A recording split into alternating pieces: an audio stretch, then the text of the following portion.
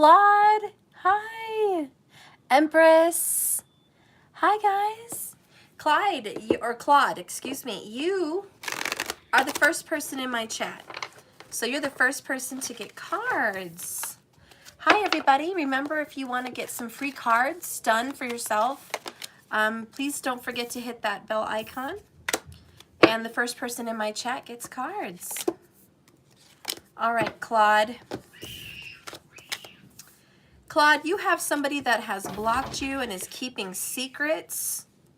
Could be an earth sign. You know, they're just totally distracted with your situation right now, Claude. They feel like maybe you blocked them also is really coming in. Did you block your person? Are you kind of pushing your person away right now, Claude? I kind of feel like it's you. Someone here is working on money and responsibility, structure, they're grounding, they're trying to handle their daily life. And hey, Kaylin, hi. So, you know, this person is really focused elsewhere, doing their thing, but I also feel like it's you. And there is some secrets, not telling the whole story. There's a lot more to the situation than meets the eye. And I feel like you're blocking this person's blocking you, at least emotionally. Okay? But you guys are looking really attractive right now. And I have to say, whenever you're really attractive, these doors start opening up. So if you've been working on yourself, I do believe you're going to start unlocking some doors to get back in touch with this person. But I do want to say, Claude, not everything is what it seems. All right, guys, so today we're going to have a really fun reading. We're going to see what's really going on in your person's situation, but we're also going to get a message from the pets in the home. If someone doesn't have any pets in the home, that's okay. All right, that's all right. But let's see what's going on, okay? I feel like I want to spy because I want to see what the pets have to say about what they think is going on with your person and in the home. So, Holy Spirit, please guide and direct me with this message tonight. Let me go ahead and cleanse my cards real quick. Please, Spirit, cleanse and purify my cards. Give them new energy for this reading. I want to tune into the pets in the home, in this person's situation. What do the pets want to say? What's really going on? And if there is dogs or cats or whatever's going on, what do they see? Okay? You know, pets are very spiritual. They're very in tune to the spiritual world. They really know what's going on. All right. So we have the Chariot. First of all, the pets want to get out of the house.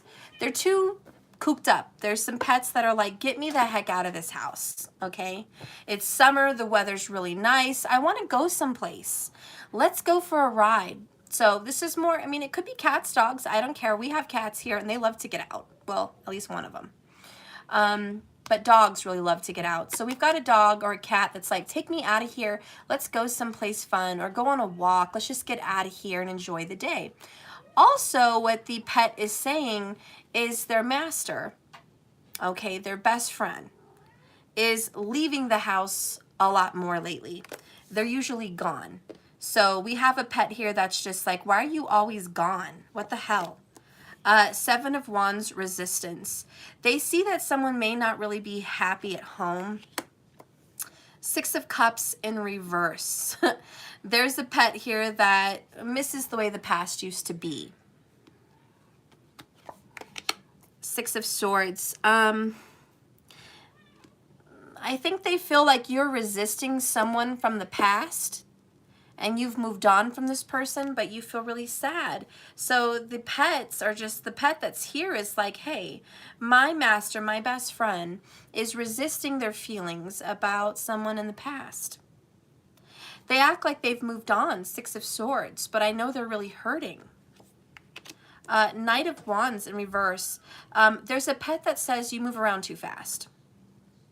Yeah, there's a pet in the house that's just like, you moved way too quick. All right. And there's a pet that says you go into a situation and then you leave a situation. There's a pet that might have been with someone that's been in 1, 2, or 3 different situations. And they're just like, why are you involved in so many situations? You're not healed. Nine of Swords, misery. There's a pet also that sees someone feel really sad and depressed. Yeah. So there's a pet that's watching someone in the home, maybe stressed out, maybe with a headache, maybe not sleeping well, maybe on their phone all the time. Someone that's in a lot of pain and stress. There's also a pet that senses if you don't watch yourself, you're going to hurt your heart. Like there's somebody that could have a broken heart or heart anxiety, and this pet is like, why are you stressing yourself so much to this point? Three of Cups in reverse. The pet feels like you've lost touch with a lot of your friends also. This pet says there used to be more people around. Now there's not so many people around. So they feel like, you know, that the environment has changed. I know this is so weird that we're doing pets, guys, but pets are spiritual. They watch us even when we don't know they're watching. They notice every single little thing. They know what's going on inside of you even when you don't. They sense when something's going to happen with you. They know you're coming home before you even get there. They know you're wanting to leave even before you want to go. They know if you're happy. They know if you're sad. You know, pets are very intuitive. And so tuning into their energy, you know, we kind of get some vision from where they see it at. They feel like you don't get out enough with friends. You're not out having fun. You're not happy. Nine of Swords, Three of Cups in reverse is, I am too stressed and I'm just not happy. They also feel like there could be one individual that's coming in and out, in and out. That could be you coming in and out of the house all the time. But for some of you, especially the ladies, they feel like there's a man in the house that comes in and out, back and forth, out of your life. And so the pet is just like, you know, I think you need to move on from this person. Six of Swords. Let's get some more energy. Eight of Swords. The cats and the dogs, again, they hate feeling stuck, cooped up in the house. Your pet also feels like you're just like them, trapped in a cage. And they're like, I don't know why you're trapped in a cage. You have keys. You can go wherever you want to go. Why do you want to be stuck like me? Let's go be free. Let's go out. Let's get out of this house. Let's go do something. Five of Pentacles, despair is next. Dark night of the soul. Oh, they're like, I wish I could help my person not be so sad. Yeah, there's a pet that's like, I wish you weren't so sad. I wish I could make you happy. I wish you didn't feel this way. But there's a pet that definitely knows you're depressed. Okay. Five of Wands in reverse. This is not thinking it's really a big problem. It's not really a big deal. The Fool card in the upright. And the Ten of Swords in reverse.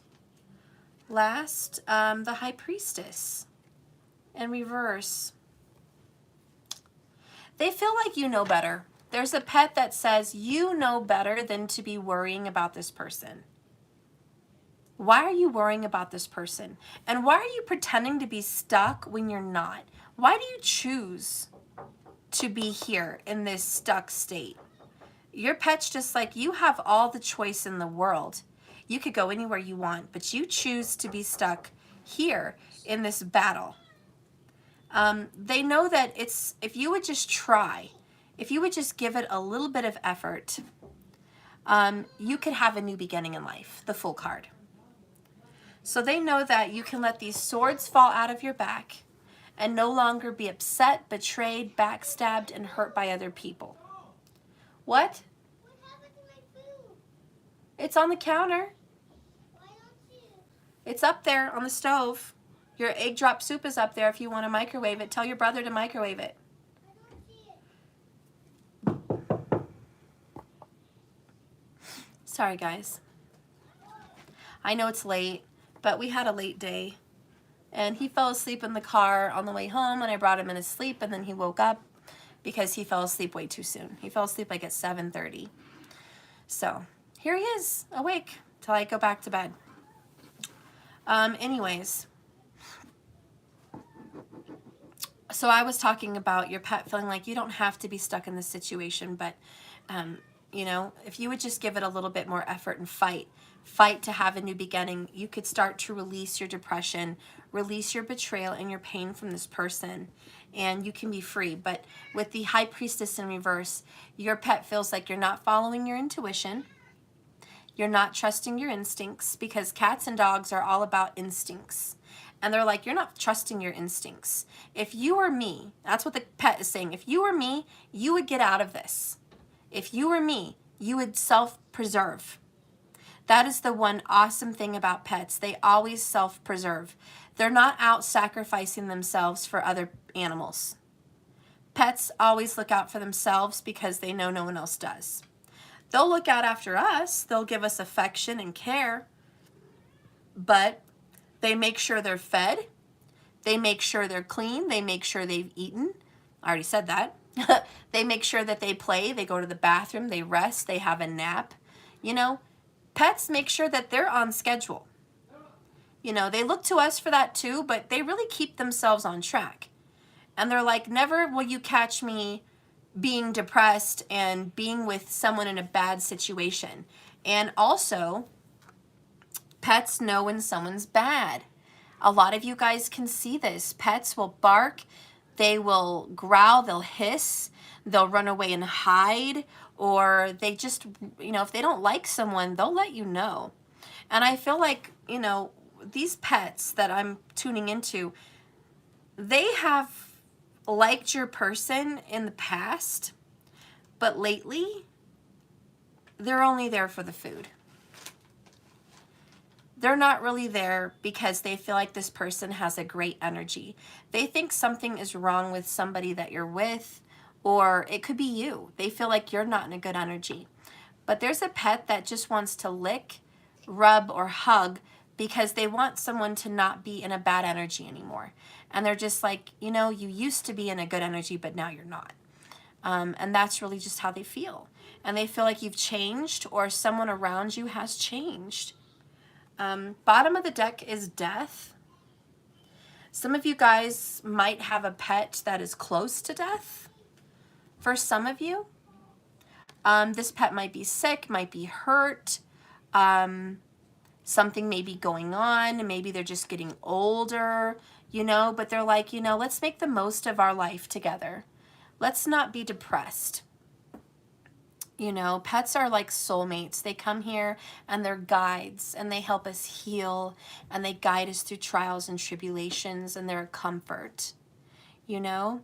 And this pet's like, can you just make the most of this? I don't have a lot of time, you know? So there's a pet that's like, I want to be around you. I want to be around your kids, or I want to be around family. I want to go out and have fun times, you know? So let's see what else your pet might want to say. And then we'll get into your situation, but this is just from the pet's point of view. They're tired of somebody coming in and out, in and out. They're also tired of a liar. There could be a liar somewhere. That liar could be an air sign, Gemini, Libra, or Aquarius, but they're tired of this person's lies. There's also a Cancer that lies. So an air sign or a Cancer constantly lying about who they are, what they represent, how they feel. And the animal's like, they're full of crap. They're full of absolute crap, and you shouldn't listen to a word they have to say. If you're in a relationship with somebody like that, they're just like, you need to watch out for this person. They are not who they say they are. They're a liar and they're fake. Let's see what else this pet has to say. Healing my inner child. Oh, your pet's like, you know who I'm best friends with? Your inner child. Your pet is like, I love your inner child. That's how we met. They know that little boy or that little girl inside of you that just loves animals. And they know that you need to heal some of that. One of your pets came to you because you had a broken inner child. And so this pet came to heal your inner child. And you and your inner child and this pet have a very close affection.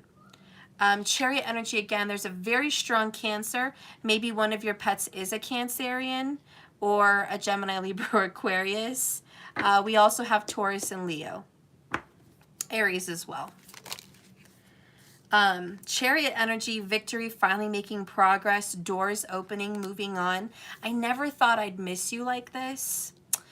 Crying so much over this. Well, there's a pet that knows you miss somebody, 6 of Cups, but you're trying to act like you really don't miss them. Or you're not dealing with the fact that you miss someone. So some of you guys have shut down emotions, and your pet's like, let it out. Let it out, talk to me, hang out with me, let's go for a drive. There's a pet in particular that wants to go in the car for a drive, and your pet wants you to cry because that's where you do your inner healing. Your pet likes to listen to music, possibly oldies, and just be with you so you guys could go watch the sunset. Or, you know, go somewhere relaxing by water.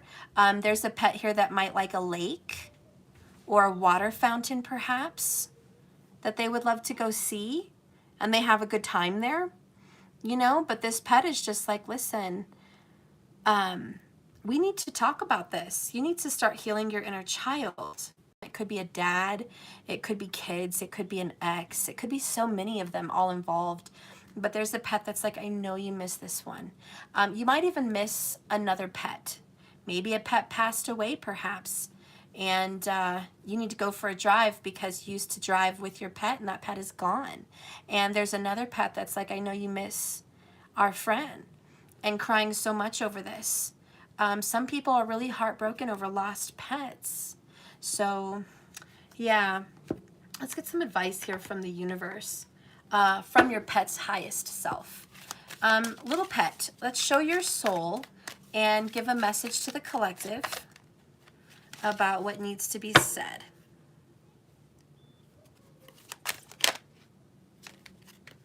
Well, we have all in, number 8, and then we have the dude abides. Interesting. The dude abides, I have no clue what that means, but let's go ahead and see what it is.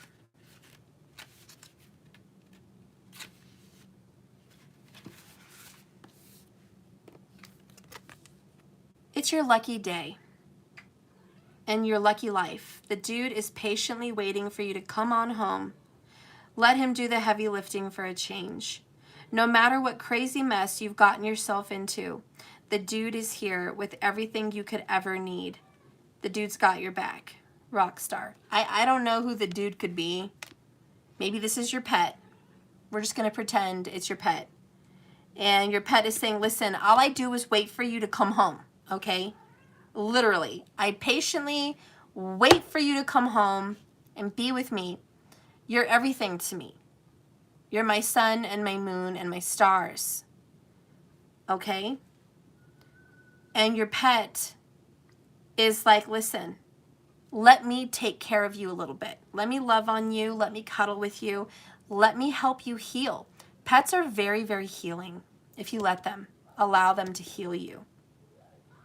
Your pet says you've gotten yourself in a crazy mess.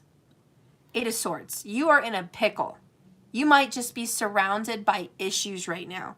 And your pet's like, listen, I have the best advice for someone that is overwhelmed. 9 of Swords, 10 of Swords, 8 of Swords. Like, I have the best advice for someone, says your pet.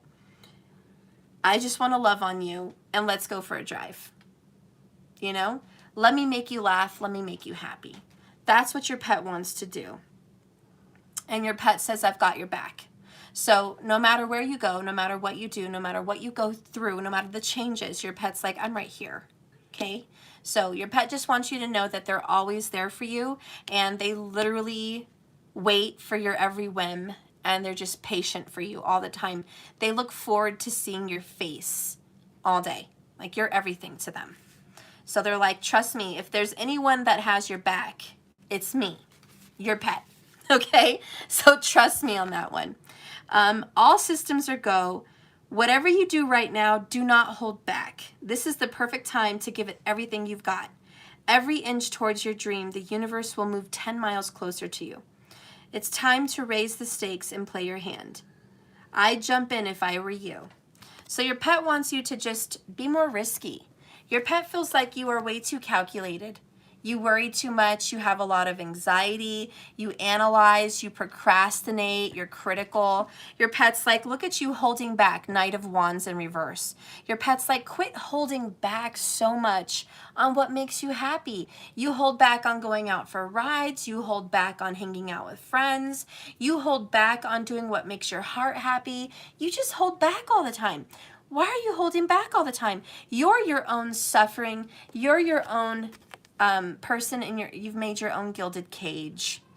You are the maker of your cage. It's not the world. It's not people, places, and things. These are your choices, and it's your cage. Your pet just wants you to get out. All right, so let's get, I guess that's pretty much, let me get a message from the Animal Oracle since we're doing pets. And the hidden truth.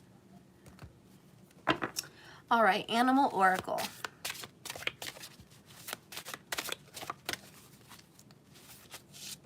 Okay. We have a lizard. Regeneration. As a survivor, which you are unparalleled. No matter what happens in your life, you can adapt. Embrace this transformation. Put on your new cloak. You are a master of regeneration. I love that. And lizards are awesome. I mean, if their tail gets cut off, most of them can grow it back. The more they grow, the more skin they shed, and they just change vibrantly. Different colors, they change. They're awesome, you know? So a message from the lizard is, listen, you are a survivor. You can survive anything you've been through. You always have. No matter what happens, know that you're going to come out of this ahead. You're going to be better than before. Bottom of the deck is the honeybee. It's going to be hard work, but you are a powerful creator. Your work blesses everything you touch. Be open to receiving sweetness. So a lot of you guys cannot receive love. There's a problem, and your pet says you don't receive love from other people. You have maybe a hard time receiving a compliment. You maybe have a hard time receiving affection. You may have a hard time thinking that you deserve or receive true love, you know, but your pet's like, you deserve it, and you need to be open to receiving it because you are the queen bee, the queen of abundance. All right. So anyways, that's a message from your pet. Right, Jingles? That was a fun little message, Gingle. Gingle's in the room tonight. She's got messages. Let's see what Gingle wants to tell everybody. Let's see. I want to get a card from Gingle. Where's my Heal Yourself book? Oh, hey, dear little baby precious. Oh, you're a good cat. Yeah, you are. Oh, you can put her on the desk so everyone can see Gingle. Ow. She'll go by herself. Claws. That's fire, Jingles. Okay. Say hi, everybody. Say hi, Gingle. Oh, don't mess up the cards, Gingle. Oh, you're just a cat. You're going to show them your face, Gingle. Gingle, show them your face. Show them your face, Gingle. Talk. Talk over there, Gingle. Okay, she's done. Hers is done. Gingle's done. All right. So anyways, let's get a message from your peeps. Okay. All right, let's see what's going on in your situation.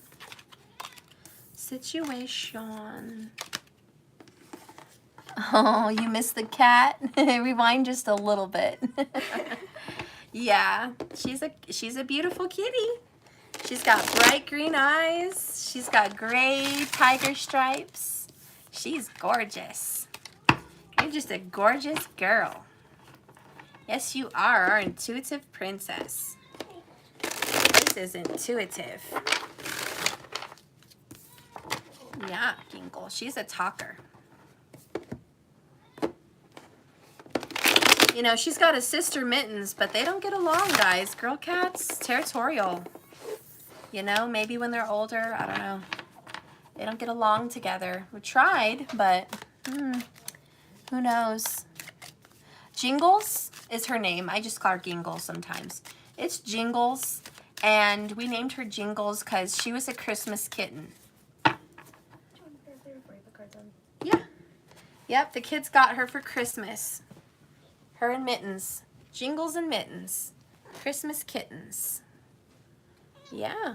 Tell them you're... Okay, get the cat. Yeah, she's knocked down my tower of cards because that was awesome. Okay, yeah. I shouldn't have had a tower of cards there, but it happens. Ow. Sorry, guys. Cat tower. The cat has given us a message. There are towers coming in your situation. Let's be grateful that Jingles is telling us, excuse me, I'm a cat, I'm intuitive, you're about to see a tower. Okay, towers are on the horizon. And that is a message from Jingles. She would not lie to you guys. She ain't lying. She ain't never lied. All right, so expect a tower, guys. Let's bring it down. All right, you know, it's funny, yeah, because just we're about to get into your reading, and boom, the tower. Because we want to see what's really going on. And my dog gave me a fat lip, so I'm having fun with that one. Yeah. My dog is very loving, but we were rolling around on the ground earlier, just cuddling, and he picks up his big blockhead and smacks me in the lip, so I get a big fat lip. Okay. Spirit, please guide and direct me to what actually is happening in everyone's situation right now with their significant other. So if you're watching and you want to know what's going to be happening with your significant other, let's do this. The top will be divine masculine and the bottom will be divine feminine. Okay? I don't know why I want to do it that way, but that's the way I'm going to do it. Okay. So top is the masculine.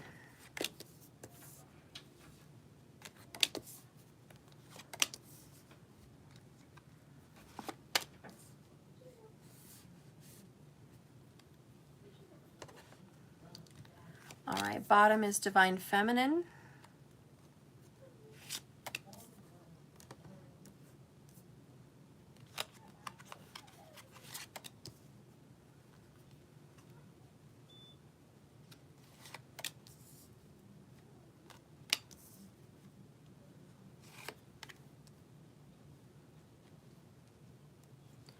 All right, so bottom of the deck, the overall underall energy between you guys is the Fool. All right, Aries, okay? This is the beginning. This is a fresh new start. This is starting from scratch. This is a slate wiped clean. This is a blessing from the universe. This is the seed of manifestation. This is the egg that is about to grow into some beautiful new existence. You guys are on the precipice of a brand new beginning because you guys just went through a major ending of a cycle and you are in the next baby step of a new cycle completely fresh. Let's start with the masculine. Cleanse is the first card out. Deep cleansing, purging. The Chariot again. Wow, we're just getting Chariot all kinds of places tonight. Strong Cancer vibes. The Sun card in reverse.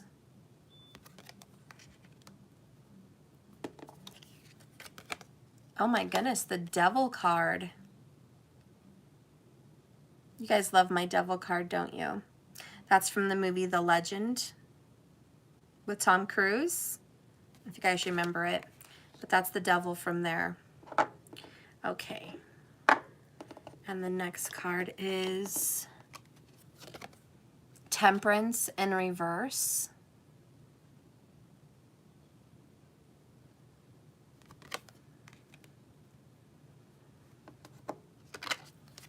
And the next one is the Three of Swords in reverse. Okay. So what's happening with the masculine right now? Letting everything go. Just completely purging all kinds of bad negativity, toxicity, addictions, getting rid of it. But you know what the Bible says? Once you clean house, which is your soul, your body, when you clean the house, which is you clean your soul, your body from demonic energies, addictions, negative spirits, attachments, patterns, people, 7 more return. This is when the attack really happens. So we have a masculine that has purged, cleansed themselves, pure. They're in the process of like getting rid of addictions, getting rid of attachments, getting rid of relationships, right? And then they're moving forward, thank God, Chariot, charging ahead, getting the hell out of there. It's like your person, your DM has gotten the hell out of a situation, but they're not happy. The Sun card is in reverse.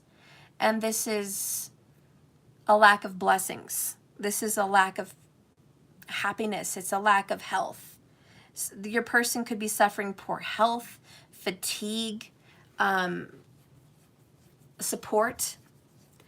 They also feel upset. Your DM is upset because everything they put their mind to kind of crashes. Nothing is happening. Have you guys ever left a dark situation behind and nothing changes? I kind of feel like that's what's happening with your masculine. They've purged, they've released, they've gotten rid of some crap, but now nothing's changed in their life. Nothing's growing. Nothing is blooming. They haven't planted any seeds. Maybe that's why we have a fresh start with the Fool card.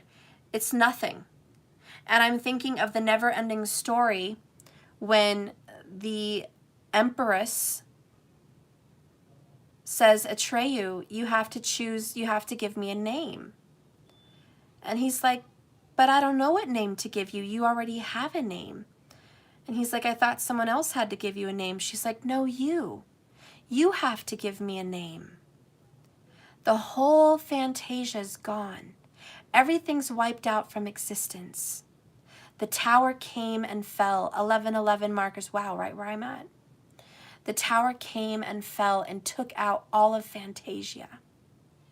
Everything that was beautiful, everything that you saw and loved is gone. But I can create it again. You just have to give me a name. So guys, that's what I feel. The tower came and went, the never-ending story. We're in darkness, we're with the Fool card, and your DM has to choose what he or she wants to do. What do you want to do, Atreyu? What do you want to do, Divine Masculine? Who do you want to be? What do you want to have? And this is where the devil creeps in. And he's just like, Divine Masculine. Hi, I'm your old buddy, old pal, old friend.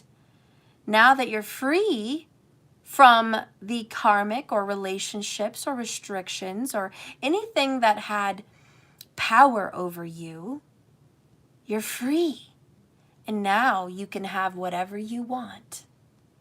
Let's go ahead and mosey on down to this karmic path. I've got some really nice things I want to show you over here. You know, and he's dangling it in front of the masculine. You know, for some of them, this could be getting into debt. For some of them, this could be strip clubs, prostitutes, pornography over the internet. For some of them, there could be the ex that wants to return. Masculine. I know we broke up and I know things aren't going really well, but I love you. And I really want to work on this.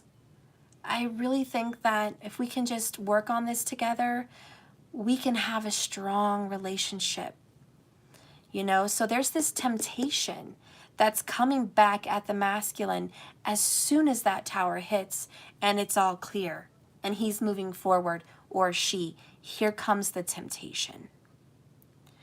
And we have Temperance in reverse, which, to be honest, is not a great mixture. Temperance usually is what you need to heal from, especially when dealing with the devil. But again, it's the age-old story. Once you clear and heal, 14 major arcana comes 15 major arcana, the devil. Once you clear out and heal, there comes the temptation. But in this sequence, we have the devil comes, and then there's a need for clearing, which for me, I'm feeling forgiveness. The masculine is going to be free of a situation, or already is. But then he or she is going to get back involved with temptation. There could be some third-party energies that the masculine is resisting. I'm resisting a third party. So the masculine is trying to ignore a third-party call or ignore some kind of an ex that's knocking on their door. Hey, masculine, come back. And the masculine's like, no, I've got to resist. I've got to resist. But temperances, they don't have the strength. They're having a really difficult struggle. I know this is not what you want to hear, but this is the truth. You guys know that I don't sugarcoat things on this channel, so please don't come in expecting me to do that, okay? This is a real tarot channel. It's not a fairy tale channel, okay? So let's see what's going on with your masculine with temperance in reverse with the devil. And the Three of Swords in reverse, which is kind of a good thing. It is resisting a third party and a broken heart. And it is trying to heal. This person's trying to be better. Lord. Okay, that's, you guys know that's like half the deck. I can't take all of that. Okay. But I will take what fell. All right. I'll see. There's probably at least 8, but I'll take them, okay? Bottom of the deck, you have no idea how badly I want to taste you. I'm very thirsty. Yeah. So your masculine is really tempted right now. Oof, yes, very tempted. Really wants to get into some intimate energy with that devil card. Okay, so the first card that came out upright, which I'm going to clarify as the temperance, is determined. I'm fighting so hard to become a better man or woman, you know. So are they succeeding? Not so much. They're not succeeding so much. They are tempted. They're getting sucked in a little bit, but they are fighting. They are giving it a fight, even if temperance is in reverse. Don't think that your masculine has quit fighting, because he is fighting the devil, or she is, and they're trying so hard to get rid of this battle. Some signs that are really prominent for your masculine is Cancer, Leo, Capricorn, and Sagittarius. Those are very strong, okay? Cancer, Leo, Capricorn, and Sagittarius. Very strong for the masculine energy. We also have Aries, bottom of the deck for both of you. But keep in mind right now what alignment, what planetary situation is happening in Aries.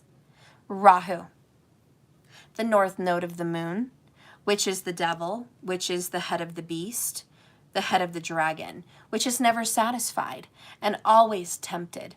So my best advice for my collective group is find your Aries placement in your birth chart, and you're going to see where temptation lies with you or your person. If you don't know your person's chart, that's okay. If they are your soulmate, look at your fifth house, or not your fifth. If you know your person's chart, look at your placement for Aries, and you can see kind of where your person is also struggling. What sign, what house, what placement, you know, and you can kind of say, okay, I see where my person might be having some difficulties right now. So look at your Aries, you know what I mean, and just see what's up with that, because that will have something to do with what your DM is going through right now. But they're trying so hard. All right, let's go ahead and get the other couple cards. Nobody understands the darkness inside me and my inner demons. Wow. You know, I think that's very true. A lot of people are not going to understand the masculine and the masculine's inner demons.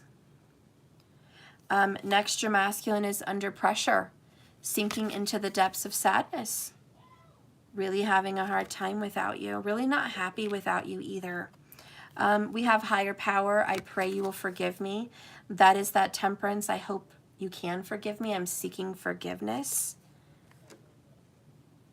for doing the temptation of the devil.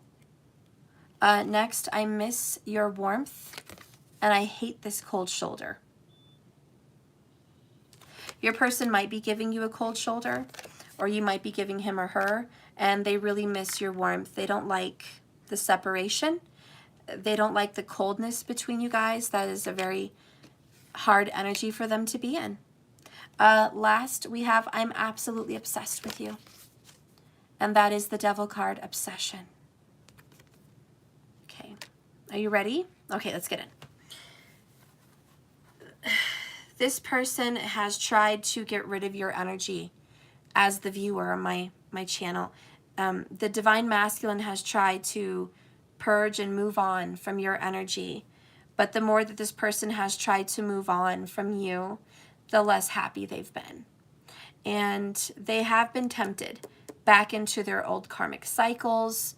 And this person has felt really guilty and really ashamed of turning their back on you multiple times when you need them the most. Your person is fighting so hard to attack their addictions, their inner demons, but they cannot help being obsessed with looking back at you, collective. This person has a feeling and a knowing that they're attached to you in some way. And even if it's completely in secret, which for a lot of you guys, the devil and the Three of Swords, yeah, this is completely in secret. Nobody knows about this. They think long and hard about what the fuck they're doing. And it's, why am I running from this? What am I doing?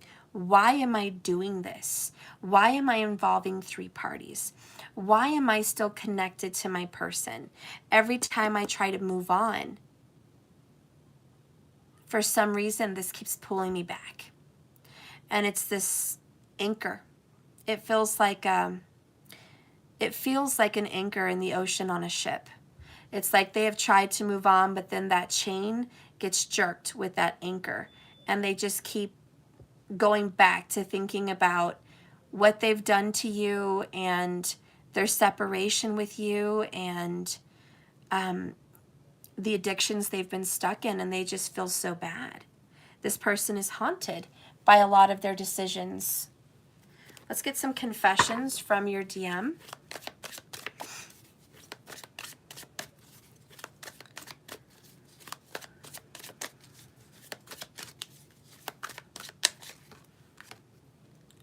Out of all the women I've dated or desired, no one compares to you at all. So yeah, they've definitely tried to move on. Even if it's a man, you can flip the sexes if need be. But if your DM has been dating other people or moved on with somebody else, nobody compares to you sexually, intimately, friendship-wise, nothing. Like, they just don't compare. Okay. The other one is, let's get another one, maybe two more. Give me a message, please.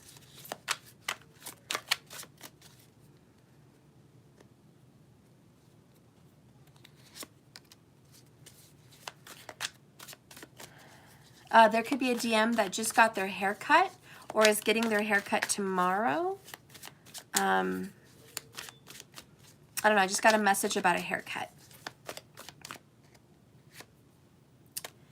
We have, you turn me on in unexpected ways and even at unexpected times. So, wow, you guys can just turn this person on at work. You could turn this person on while they're driving, maybe while they're getting a haircut. Like, you just turn this person on so much. And they're like, what the fuck? What the fuck? And they're trying so hard with the devil card, right? Temperance, to beat this, but they can't help it. 44 minutes, 44 seconds when I saw that. 4444. Yeah. This person is like, ugh, God, I'm so trying to avoid this sexual, intimate, beautiful connection. I'm trying not to be obsessed with this person, but God, my thoughts get the best of me. 3 swords. The next one is, I dream about you almost every night, and I hate waking up to find that you're not here. So, oh yeah, they've got some intimate dreams about you. They may even be calling your name out at night in dreams, or they wake up thinking like it just happened, but you're not there. And so it feels so out of body. It feels really weird for them that they have these dreams and they're just like, oh my God. It could be nightmares, I don't know, it could be dreams, but they definitely see you in sleep, okay? And last but not least, bottom of the deck, you're better off without me for now. Okay, so message from your DM, it's like, look, I do care about you. I am obsessed with you. I think about you intimately. You are a part of my most inner thoughts. And I struggle with my inner demons. I don't know what I'm running from. I've tried to get rid of our relationship and move on, Chariot, but I can't because the Sun card in reverse, I'm not happy. Leo, Vedic or sidereal in reverse. You know, this person is like, I struggle so much with the devil, not being able to let you go. And I'm under pressure that I have to be a better person. I'm under pressure from spirit that I have to be a better man or a better woman for some of you, you know, and I'm working on it. And I guess all I can say is this is a work in progress. It is a work in progress. I think you're going to still need a little bit more time, but bottom of the deck is give it some time because you do have a new beginning right here with the Fool. And the 4 of Pentacles in reverse is such a positive sign for needing to let go. It's like it's time to let go of what this person's been hanging on to. And then we have Strength card in the upright. So they are going to overpower and overcome their inner demons. There's a very good omen that they will be able to overcome this, okay? So keep your head up in there, guys. You're getting a fresh new start with your masculine, okay? Let's get an oracle of where you guys are headed. Well, excuse me, where the masculine is headed. Okay, divine masculine, where are you headed in regards to the divine feminine? What is the next phase? What is the next phase during this process of growth, movement, fighting to become a better man or a better woman? So the next phase is communication. Sorry, but if you guys were expecting more, you're not going to get more, okay? Your DM's like, honey, the best I can offer you right now is a phone call or a text. All right, that's the best I can offer you right now. But the answers you need are coming. Bottom of the deck is Cancer vibes. We could have a Cancer, Gemini, Cusper as a feminine. Could be. But we have a personal issue reaches a resolution. Full moon in Cancer. Yay. And let's go ahead and just get one little message about their communication. Since we got a communication card, both of these are full moons. So I just want to say the full moon is about a climax, but it's also about release, letting go. So the next phase you guys are in is there is going to be some releasing and letting go, but there is going to be some communication. So what are they going to communicate to you in the next phase? What is this communication going to be about? Let's get 3 cards. Communication, please.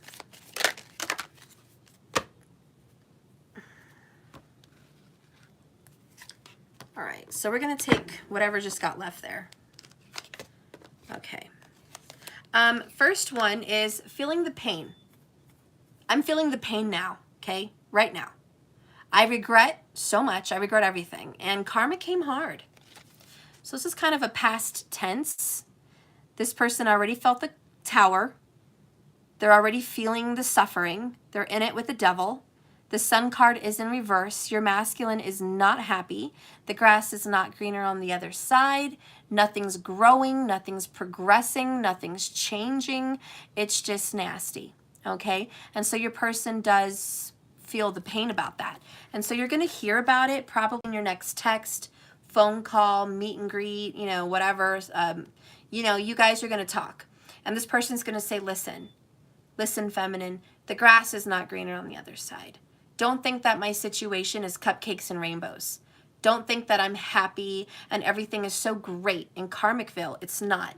I feel the pain every day, and I have so many regrets.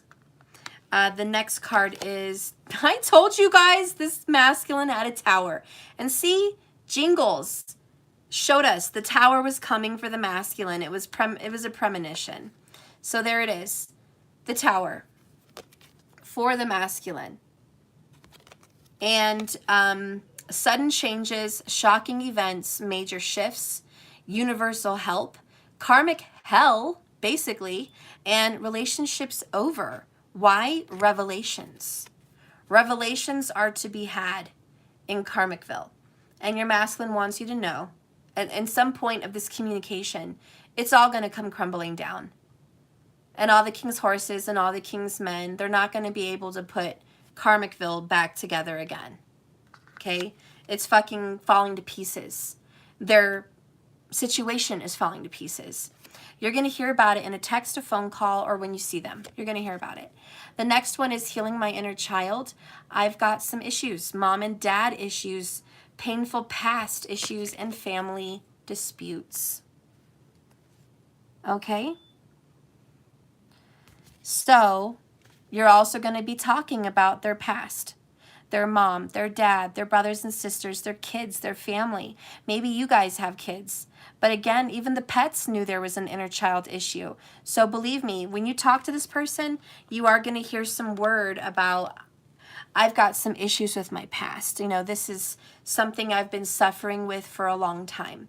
This particular issue in Karmicville isn't new to me. I've been going through a lot of family situations like this since I was a kid. And I'm trying to tackle that right now. But the answers you need are coming.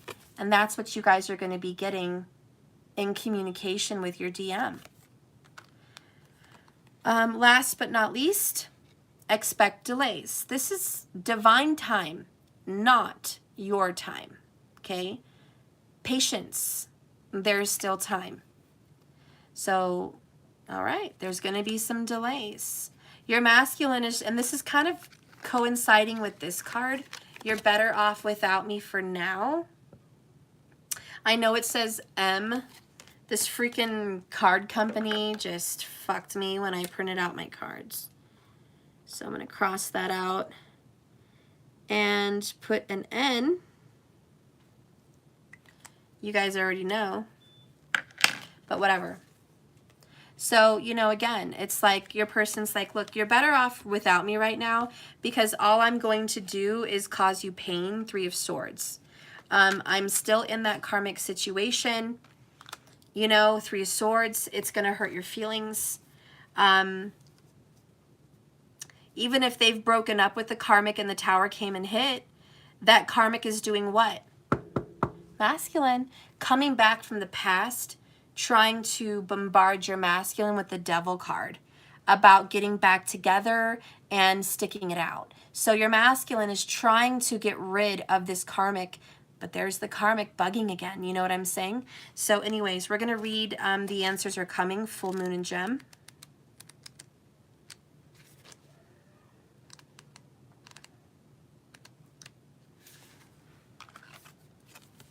This is next phase. This card is a reminder to you guys that it's important to speak your truth. And your masculine is going to start speaking your truth. But remember that words have consequences, and your words impact your listener very, very much. Right now, there is a need to guard against indiscretion and not saying too much. Okay? The answers that someone needs is about to come soon. And the issue that you guys are facing is probably just a few conversations away from being resolved. But if you're inquiring about a love situation, listen, a little flirting can go a long way. If you're in the middle of an argument with your loved one, this comes as a reminder, which is a very non-Gemini message, but least said, soonest mended. It's a good idea to talk, but be careful that you're not going to cause yourself any issues by your words. Words have enormous power. As the metaphysician Florence Scovel Shinn from 1871 to 1940 put it, your word is your wand. You create magic, and your own reality becomes your experience every single time you express yourself.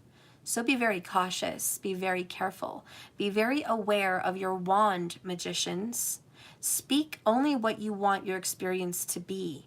Speak only what you want your person to say, and believe those things and feel them, create them. You do have power. Also, there's an important conversation that's about to happen, so stay calm.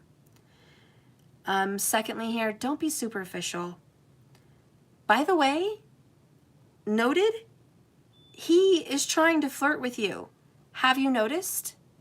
Or maybe she is trying to flirt with you. Have you noticed? Anyways, be happy you're getting flirted with. Third, you guys need to laugh off some shit in this situation and just move the fuck on. Someone is way too serious. Okay, so there's the next phase for you guys. Like, you gotta laugh some of this off. There's going to be a beautiful conversation, maybe even a heart-to-heart, so keep a lookout. That's the next phase for you and your person. Then we're going to do the full moon in Cancer, which is the very next sign. Things are likely to get very heated between you guys. This full moon in Cancer is a super emotional sign. So there could be something kind of like an explosion of feelings that are about to go off like a bomb in your situation. It's important for you guys to be sensitive to your love when you pull this card, because their emotions are on hiatus. There's some very fine sensibilities around, so tread carefully. And remember, you guys want the same goal, so it's to love and be happy. Keep that in mind. This card also indicates a very feminine moment. And it's also talking about it's time to deal with any family issues, because believe me, family issues are going to come up. This is a flag and a signal. This is something that's going to be discussed. Nothing to worry about. It's a challenge for sure, but it's a challenge coming to an end. The full moon is always about an ending. So this card also suggests that both a domestic matter and private personal issue is going to come to a head. It's a great time to move your house, house. So for someone, this could be your masculine moving the fuck out of Karmicville. They may be looking for a new house, a new apartment. Maybe they want to move in with you. Maybe they don't. Maybe they're just moving. Maybe you're moving. Maybe you're moving out of a situation. Maybe it's just metaphorical. You guys are moving out of one situation into another, which is a new phase. We did get the Fool card. And I did mention the slate is being wiped clean. So you guys are leaving one situation for another. It's a brand new start. But first, the Tower. First, the ending. First, the heart-to-heart. First, the emotions need to come out to the surface. And that's what's being dealt with in the next phase. So, this is the answer to your question. And it's mentioning for you to be a kind, loving leader. This is a time for you to step up and agree to overcome your insecurities. Both of you are going to be getting over some insecurities because Rahu's not playing in the Fool card. He's not playing. He really wants you guys to have a fresh new start. He wants you to get away from Ketu, away from the old, away from what has been. It's time for a change. You guys also may be cleaning house, decluttering, and fixing up the home in some sense. Okay, that's going to be coming up with the full moon in Cancer. So a lot of home matters, maybe even buying a home or selling a home, okay? But home matters are going to be up in the next phase. So it may be best to move towards what you want in a sideways manner. So more secretive, more unconventional. But you guys are going to get what you want in a weird way, in a very unconventional way. There's going to be a very unconventional thing happening. So meditate to soothe your emotions, because God knows you're going to need that. Don't be too clingy. We all know what's going on with Cancer and the clingy. Okay? And stop sulking. Remember, keep your mood positive. Your word is your wand. And last, have you guys had enough family time lately? It might be a really good time to spend more time with the kids, the pets, and the family. That's really important. More family time is good for the soul. So, heightened emotions are here. They can't be ignored. However, this is about everything is going as it should be, because the moon rules the sign of Cancer. So all is well, all is as it should be, and you are on the right track. Don't worry, all will be well very soon. So anyways, that is your next phase, guys, with your masculine. All right? And you should know that. Okay, so you guys ready to get in the divine feminine energy? Let me just grab a drink because I'm like really thirsty.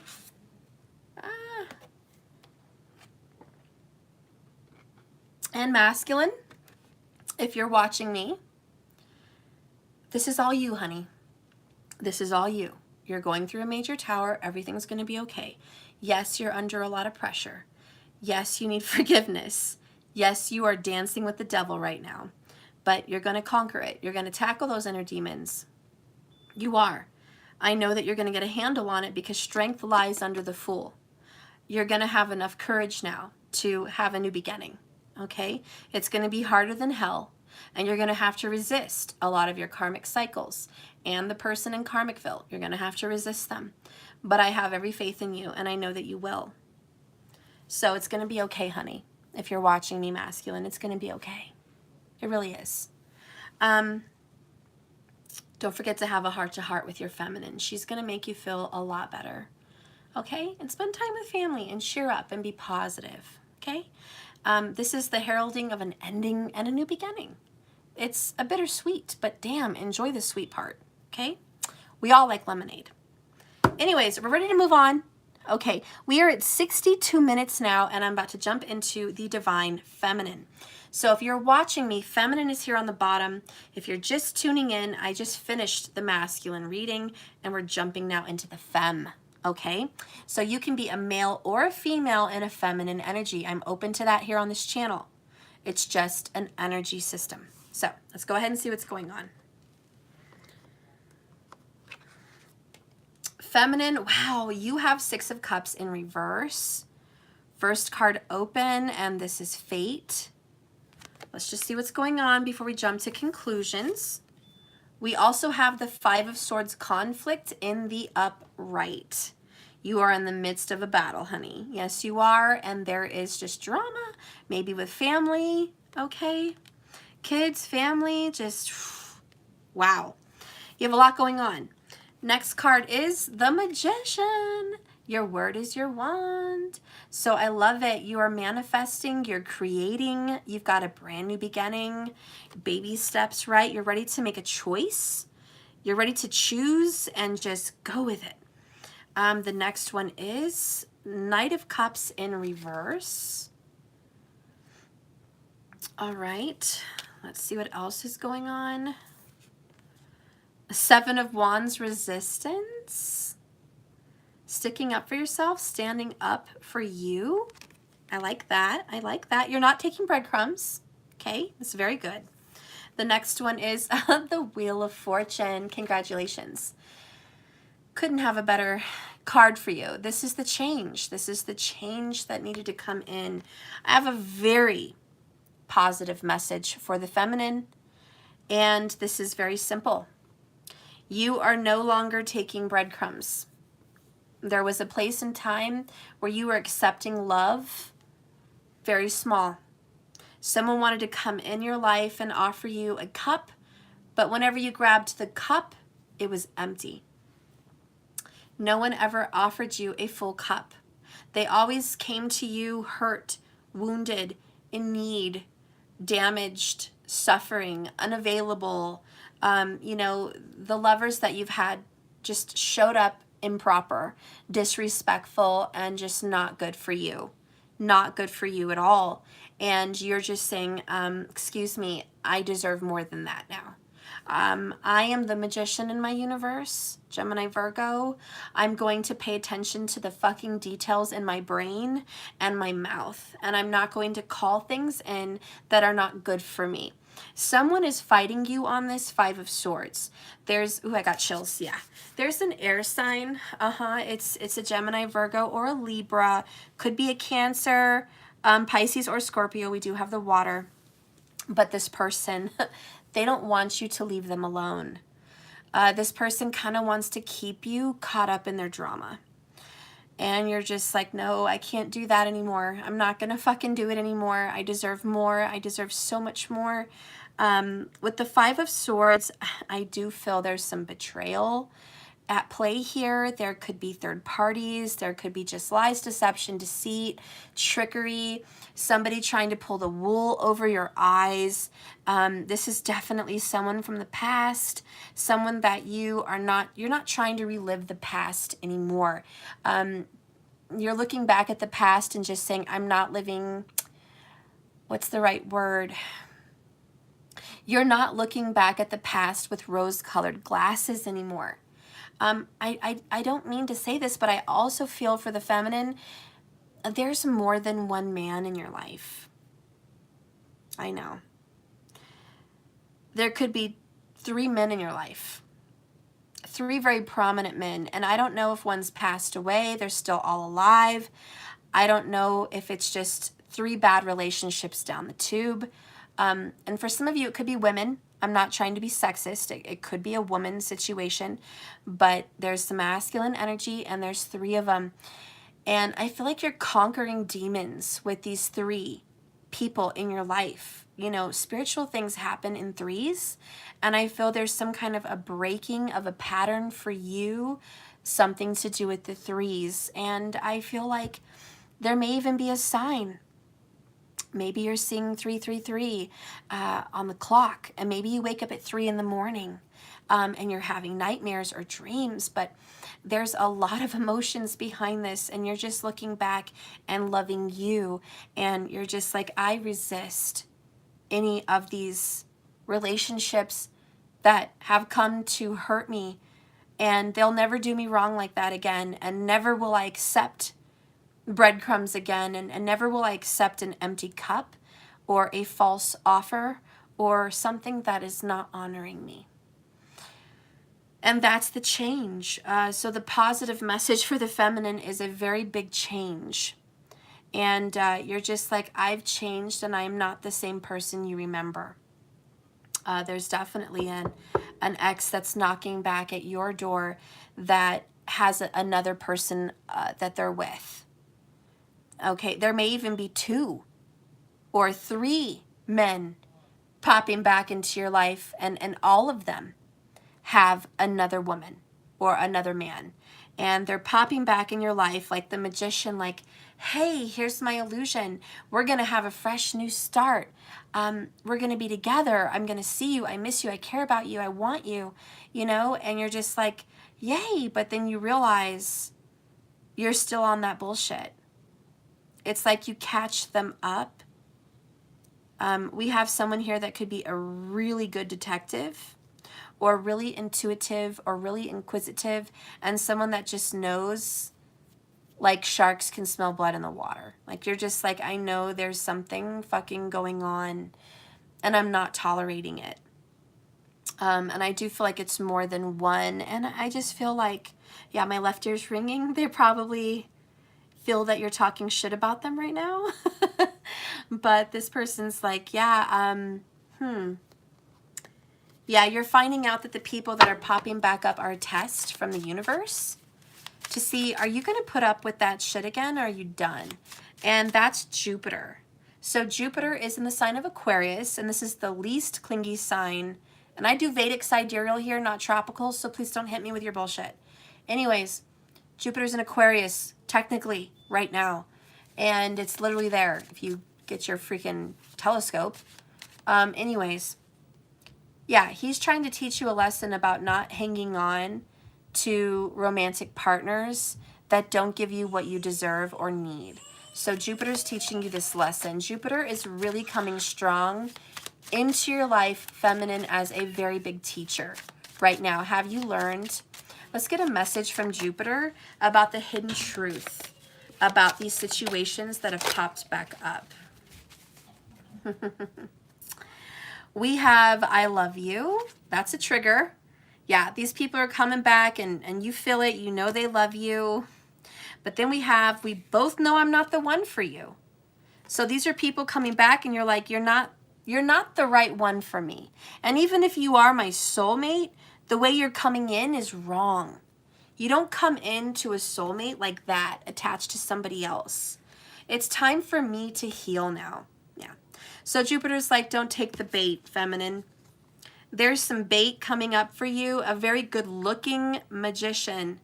Don't take the bait. This is a test. This is a warning from the universe. They're going to say all the right things.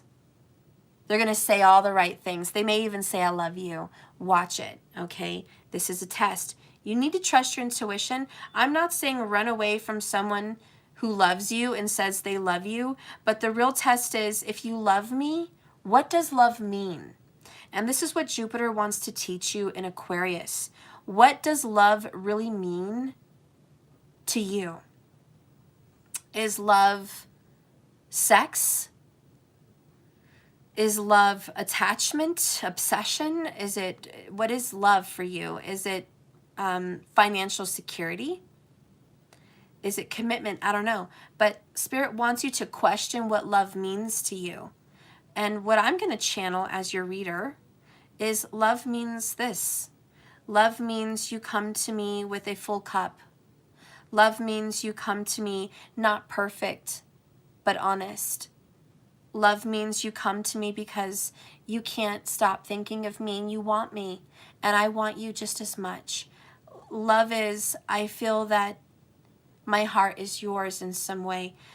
Love is, I come to you because for some reason the universe has guided me to you, and no matter where I go and what I do, I'm always led back to you.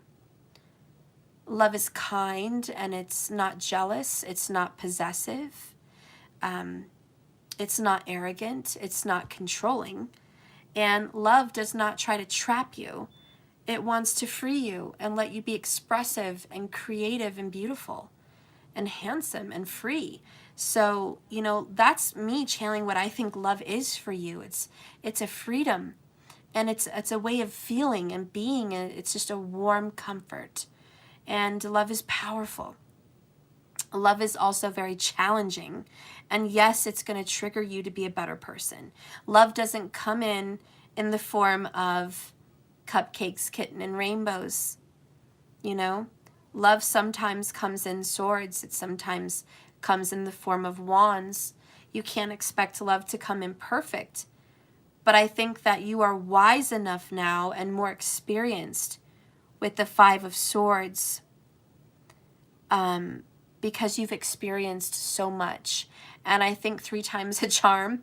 I think you've gone down the road a few times and you're just like, you know what? I know my lesson by now. I'm not stupid. I've had enough experience. I've had enough drama, perhaps, to know better. And just take care of yourself. This is not resist what's good for you. This is resist what's bad for you. And you're learning a very strong lesson as a divine feminine. Setting boundaries on someone is not showing them you don't love them or you want to hurt them. Setting up boundaries with someone is saying, I love me too. I love you, but I love me. And I'm not going to let you walk all over me. I'm not your doormat. I'm not a little bug that you can squash. I'm not someone that you can call and ring your bell and I come running like a little puppy. Okay, you're not going to ring your bell and I come running. I'm not going to be available every moment. I'm not going to be easy.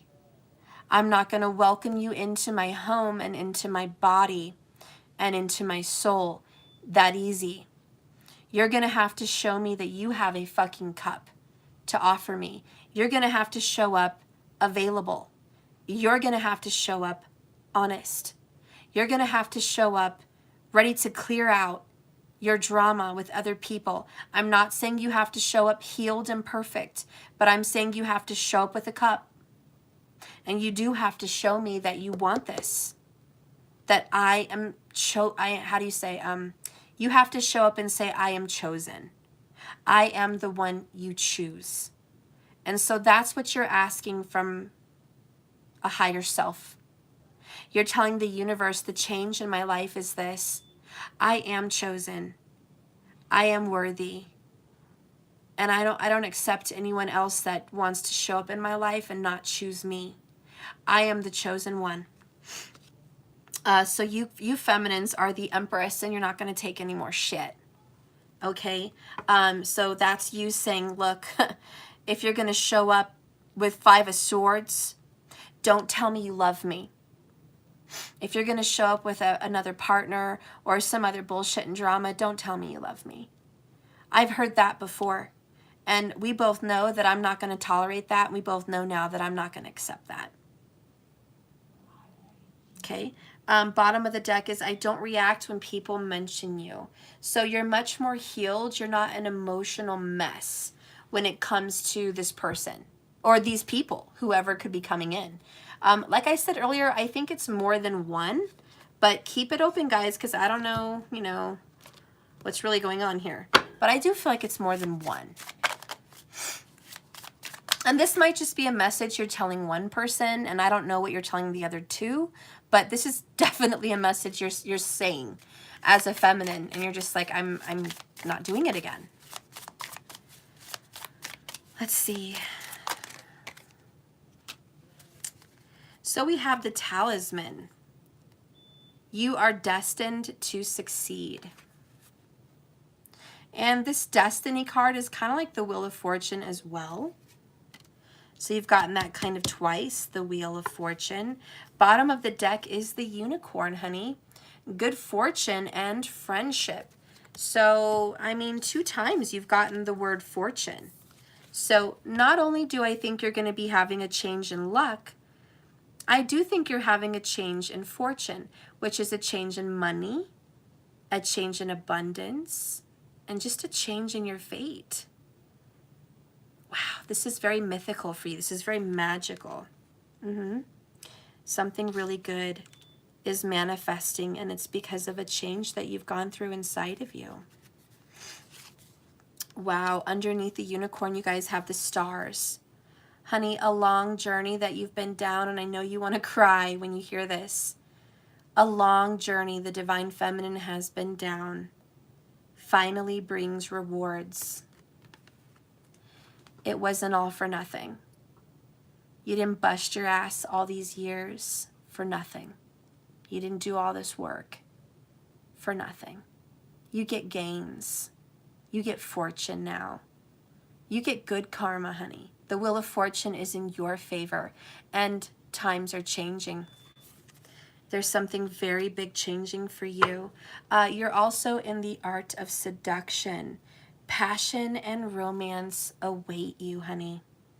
So whether you're a male or female, doesn't really make a difference. Spirit says you have the art of seduction. And you are having more than one suitor. Oh, yeah. I'm hearing love potion number 9. Magician again down here with the wizard. There's definitely a Gemini or a Virgo coming into your freaking life. There is. Gemini and Virgo is like, yep, really having a Gemini or a Virgo. They're coming. This is someone from the past. You might even have a strong connection with a Leo or a Pisces or a Cancer. And don't forget, earlier there's something going on with Aries for everybody. Okay. Let's get a confession from this Knight of Cups that's coming in with no cup to offer you. What does this person want to say? He's showing up, or he could be a she, and it's like, hey, feminine, I'm coming in, and you're just like, not by the hair of my chinny chin chin. You know, no wolves on this side of the door, honey. No wolves on this side of the door. You're not going to fool me. My house is made of bricks, not straw, not sticks. You went to the wrong houses before. I'm changed, Wheel of Fortune. I'm different. This person says this to you. Listen, listen, listen, listen, listen. Linda, Linda, Linda, Linda, Linda, listen, listen, listen, listen. Before you slam the door in my face, before you refuse to open the door for me, before you start shutting me down, listen, listen, listen, Linda, listen. I save everything you send me. I'm sorry I don't always have the right response. I haven't been ignoring you, even though I know it looks that way. But I haven't had the right words to write you back, or I haven't been able to write you back. But I'm coming up with better answers right now, okay? So this person is like, listen, I know you feel like I don't have a cup, and I haven't been responding to your texts. Can't talk. To your texts, you know what I mean. Okay, sorry. So I haven't been responding to your texts. I haven't been responding to your messages. I'm a fucking asshole. And I'm sorry that I just don't fucking have the right words to say to you. And it looks like I'm an asshole and I have no fucking cup, but I'm coming up with better answers right now. Bottom of the deck. I'm terrified of losing you due to my bonehead inability to be vulnerable. Fuck, I know I have issues. My cup is in reverse because I hate being intimate. I hate being vulnerable. I hate sharing my fucking feelings. I hate feelings. We have a Shrek here that doesn't like to share feelings. We have a Shrek and a Fiona. Woohoo! Yes, we do. Who's been watching Shrek lately? Why am I channeling that? But this is Shrek Part 3, right? Where they have babies and he doesn't know how to act right when they have babies. And he's like, I'm not happy. I wish I never got married. I wish I never had these babies. And, you know, then, I don't know, a wish happens and Rumpelstiltskin erases his fucking marriage and Fiona doesn't remember him anymore. And his kids are gone. You know? And he tries to go get her back. And he's like, I know what to do. I know what to make her fall in love with me again. He thinks he could just give her true love's kiss. And Fiona's his. It doesn't work that way. Not now. Fiona is her own girl. She's her own woman. She's her own person. Her own man, maybe, if that's for some of you. But, you know, you get my drift. Fiona is her own person. And Fiona ends up telling him, Shrek, I don't believe in true love's first kiss. That's bullshit. No one came to rescue me out of my tower. No one fucking came to save me. No one chose me. No one came for me.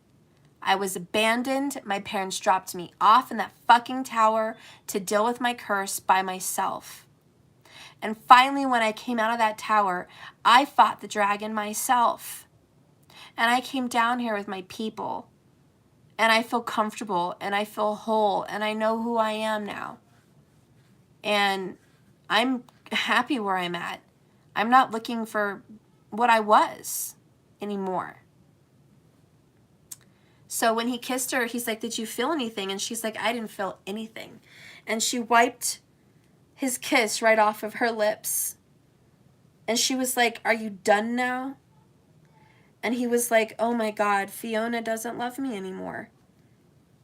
True love's kiss didn't work because she doesn't love me. And then Puss in Boots or his little friend or whoever was like, well, you need to find a way to make her love you again. And he's like, well, how am I going to do that? Like, I don't know. You know, try to get to know her, see what she likes, who's she at, you know. But it was a long ride before he figured out He just had to be himself. And if they're soulmates, which they were, being himself, no matter what timeline, no matter what experiences, no matter what dates they went on, what food they ate, what experiences they had in the past, Six of Cups, that shit doesn't work. Shrek tried to give her like a cotton candy that they had on their first date when they first met, a snake balloon. You know, he tried to bring up all these things that they had when they first fell in love, but that doesn't work anymore. And I think the Divine Feminine is telling this person, who's ever's coming back, like, listen, all the old tricks, all the old kisses and words and all the things that you used to say that made me originally fall in love with you, it doesn't work anymore. It's not me anymore, and it's not genuine anymore. I've been through hell by myself. I've suffered. I've been through a lot of shit. There may even be abandonment. And it's like, I'm not going to fall for you under those circumstances again. You know? And so Shrek had to find all new ways to make Fiona fall for him.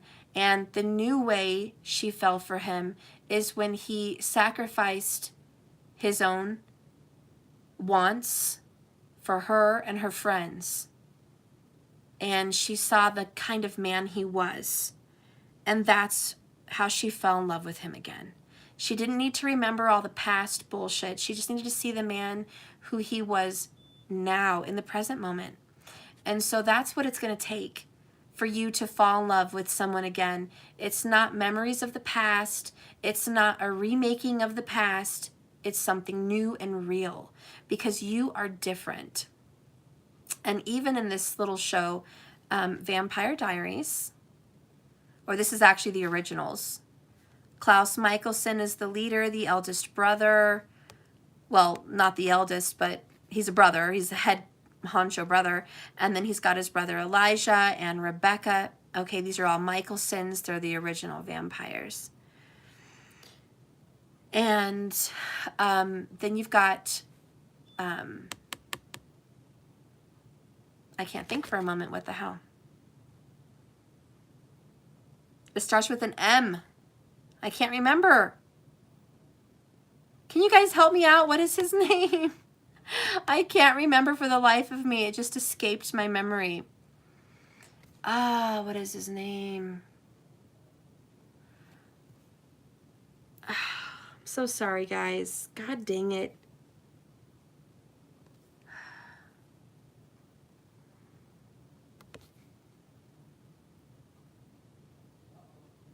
Shit.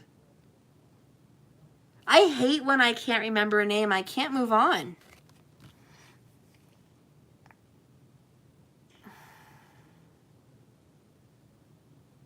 Marcel, thank you so much. I couldn't think of it for the life of me. Marcellus, Marcel, thank you so much. It's Marcel. Who is that?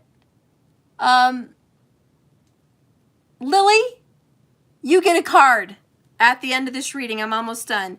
Lily, hang in there. I'm going to give you a card. Thank you so much for remembering that fucking name. Okay, so Marcel is his adopted son. He adopts him as a young child. And anyways, he becomes family, okay? Well, shit goes down, and there's some problems in New Orleans where they had their little hub. And the building gets burned down. And these three leave him there. They thought that he died. Their father, who wanted them dead, here we go again with inner child family drama. Their father wanted them dead, so they thought their father tried to kill him too, and anyone else in the building. So they leave and they run away from their father's situation to hide, and they thought he was fucking dead. But he wasn't. He didn't die. And he felt abandoned. So not only did they feel abandoned, where the whole story started, but now he feels abandoned.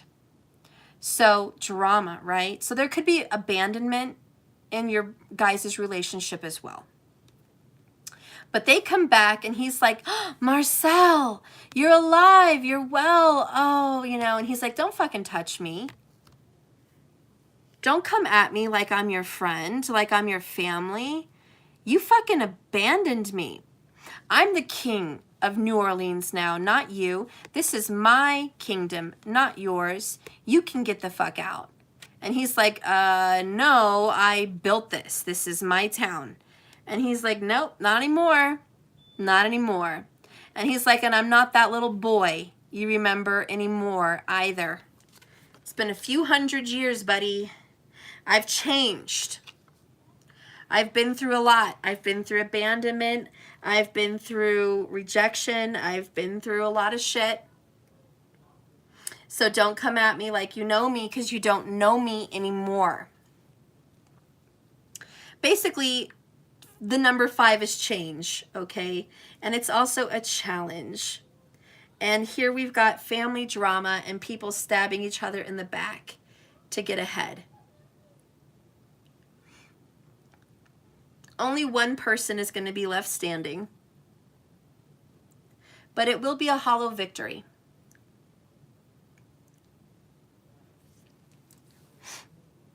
So anyways, Divine Feminine, however this went down, it was a hollow victory. You may still be left standing. Maybe they didn't kill you. Maybe they didn't take you apart. Maybe you didn't go down in flames. But they hurt you. These relationships changed you forever. And you are not the same Divine Feminine anymore. And so this person that's like waving their wand coming back into your life, boy, are they going to kind of have a rude awakening. They can't just snap their fingers and win you back like that anymore. And I think that's the truth of the situation. And this is it's not that you're not my soulmate and I don't love you. It's that your old bullshit isn't enough for me anymore. I want more. I just want more. And so anyways, your Divine Masculine says, listen, I save everything you send me, whether it's a video, whether it's a chat, whether it's a picture, a conversation, you know, you name it. Your masculine's like, I'm saving it, I'm hiding it, I'm keeping it somewhere, you know. I didn't forget about you. It's not that I don't want you. It's not that I don't crave you. It's not that I don't want to come after you. It's that I'm not available. Knight of Cups in reverse. You know, I still miss you. I still crave you. I still want you. I still want you in my life. I don't want to let you go. And you're like, that's not enough for me anymore. You see, there was a time where the masculine remembers that you would accept that. That he could come in with some small offer and you would take it. He could come in with a phone call or a late night visit or a little romantic rendezvous or a little friendship that goes a long way.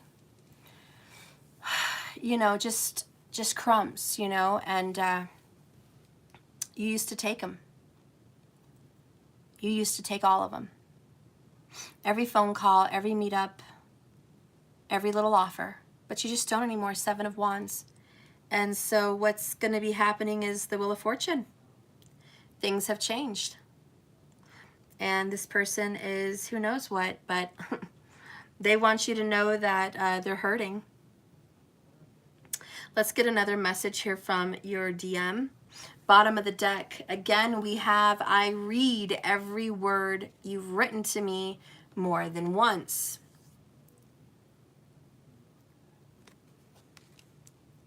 Do you think this person is ignoring you? No, but it feels that way.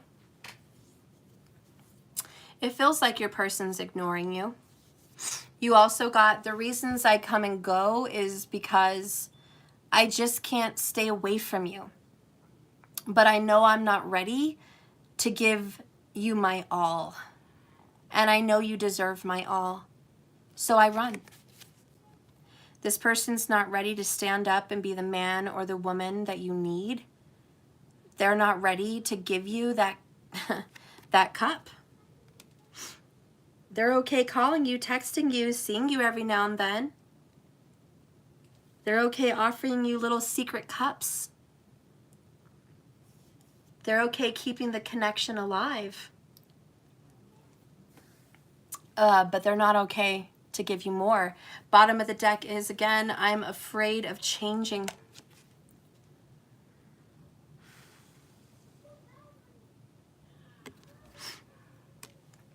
Your masculine also has, thank you for loving me more than anyone ever has.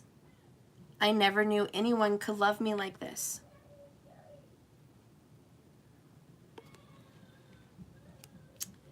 We also have, I can't help sending sexual energy.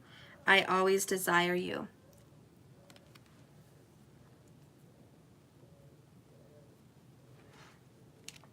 I also feel like you send sexual energy towards your masculine, and they feel it. I think your masculine gets it.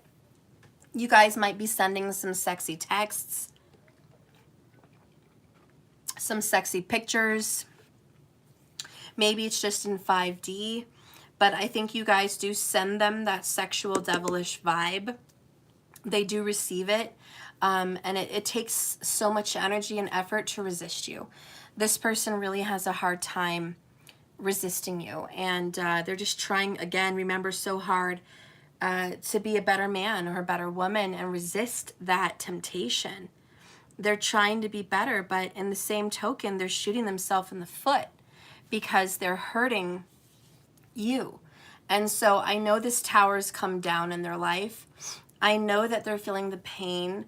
I know that they're trying to get rid of this karmic relationship, but there goes that karmic knocking on their door again, trying to stay in there, and they're fighting so hard to get rid of that, and at the same time be a better human and stop treating you like trash and lying and cheating on this other person and deceiving themselves all in the same token. And so there's like a war going on here, and that's why it's like, expect delays. This is divine time, not yours. You do have destiny. And it's like, we get all of that. We understand all of that. We're not ignorant. But the divine masculine has to understand that while he fights his inner demons, while he dreams about you and fantasizes and seemingly reaches out every now and then with this Knight of Cups in reverse, that every time they do that, they're hurting you. And they're pushing you away. So you're like, listen, universe, you're kind of standing up for yourself to the universe and to your masculine. And you're saying, listen, listen, all of you. I deserve love. I am a person too. I have a heart too. I have a path and a life too. I matter too. What I want and what I enjoy means something. The time that I have left on this earth means something. I only have so many smiles, so many weekends, so many years, so many moments on this earth. And I'm not going to throw them away, and I'm not going to waste them waiting around for someone that's going through their own shit. I used to do it because I had a bigger heart. But now I have a bigger heart for myself also. So you guys all of you, go ahead, change, process, go through your towers, heal. Go do what you need to do in life.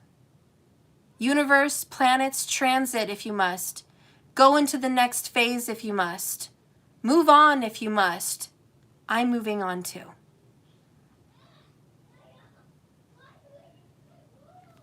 And so, yeah, there's a feminine here that's just like, I love you very much, but I'm not accepting crumbs. I deserve so much more than that. And I understand you have a situation to deal with. Go deal with it. But I'm not going to tell you, and I'm not going to promise you that I'm going to be here willy-nilly, waiting with my arms wide open, happy to receive you whenever you pull your head from your ass. I may be moved on at that point. Or I may just not be interested at all. Or I may be there. I may be there. Stronger, but there. And you're just like, I don't know where I may be, but I know I will not be where I've been. Waiting. Accepting crumbs. That is not where I'll be. So you're just kind of at this point where you're like, you know, again, fucking Fiona, and you're just like, if you want me, you're going to have me fall in love with you all over again.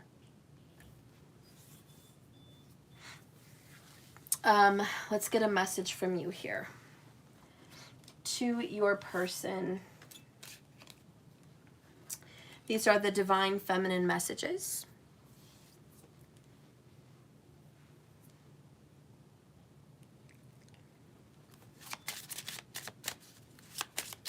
So what do you want to tell your person?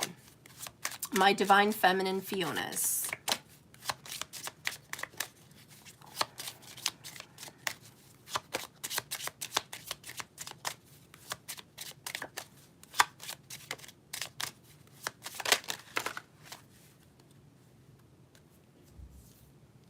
So one is, it's okay to feel sad. You're like, I'm okay. I can cry about this. I can feel sad. That's not a crime. It's okay. You used to kind of tell yourself, don't feel sad, think positive. But sometimes you have to tell yourself, this is hard. This is a very difficult change. And it's okay for me to grieve and feel sad for a moment. I'm not going to condemn myself and say I can't feel that. I deserve to feel that. I need to cleanse my energy. Yeah, so you're just in a place where you're just hurting. You're in a sad place, feminine, and you're just like, I just need to cleanse. It is time for me to heal. You guys got that. It's time for me to heal, and you're just like, I have to cleanse. This is too much pain. It's a lot. You've just been through so much. Down here you have, I know I deserve the best. Yeah, and you do. You're like, I finally realize I deserve the best. And then you have, I can recognize triggers. And so, yeah, you're just like, I got it now. I got it. I got it. Lesson learned. That's the Wheel of Fortune. Okay.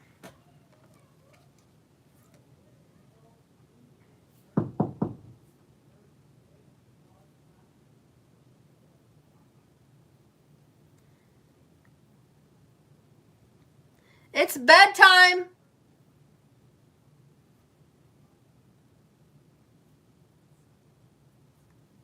Sorry, guys.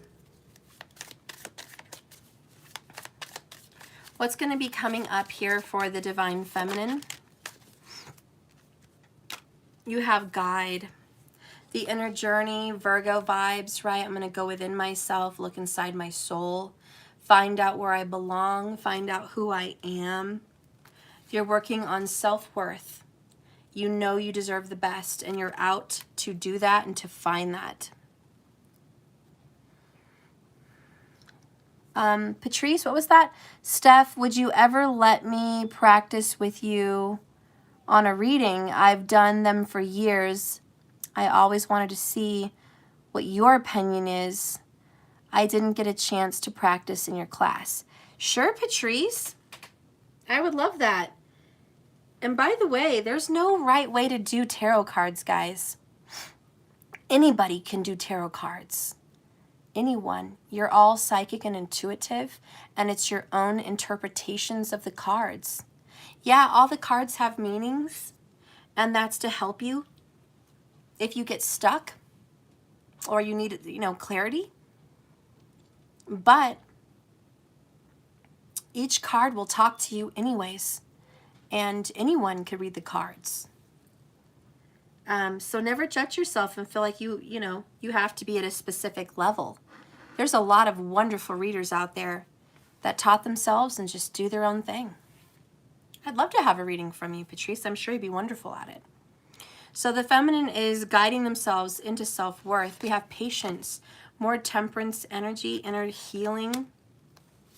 Next, you have crossroads. And, you have a choice to make. And then you have abandoned. Uh-oh. And you have the twin flame journey. After that, you have cycles.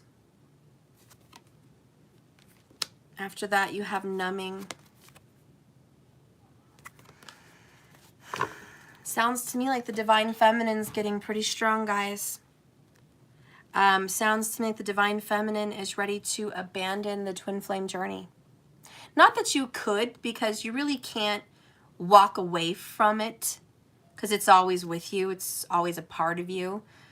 It's like waking up one morning and saying, I don't want to be whatever your name is anymore. You can change your name, but you can't change who you are or your history. You could wake up and say, I don't want to be tan anymore. I think I'm going to start putting makeup over my skin. But you're never going to really hide who you really are. You know what I mean? You can wake up one morning and say, I don't want to be a brunette. I don't want to be a blonde anymore. Maybe I don't want hair at all. But you can't change the kind of hair that's going to grow from your head. You know what I mean? It's going to grow.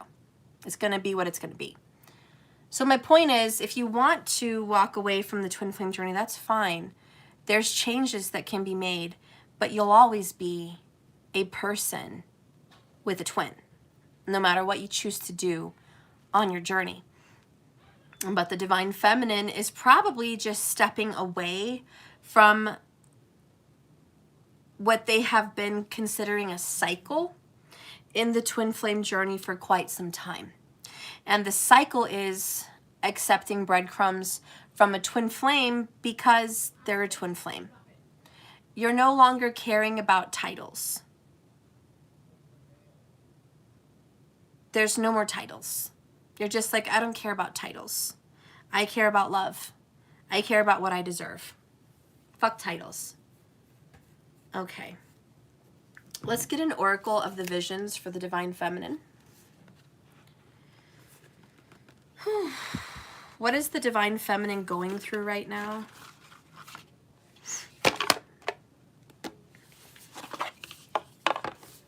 Let's see, what is the divine feminine going through right now? Markers, Jack, we could be wedding crashers. That is a great movie. I feel like I want to watch that movie now. Great movie.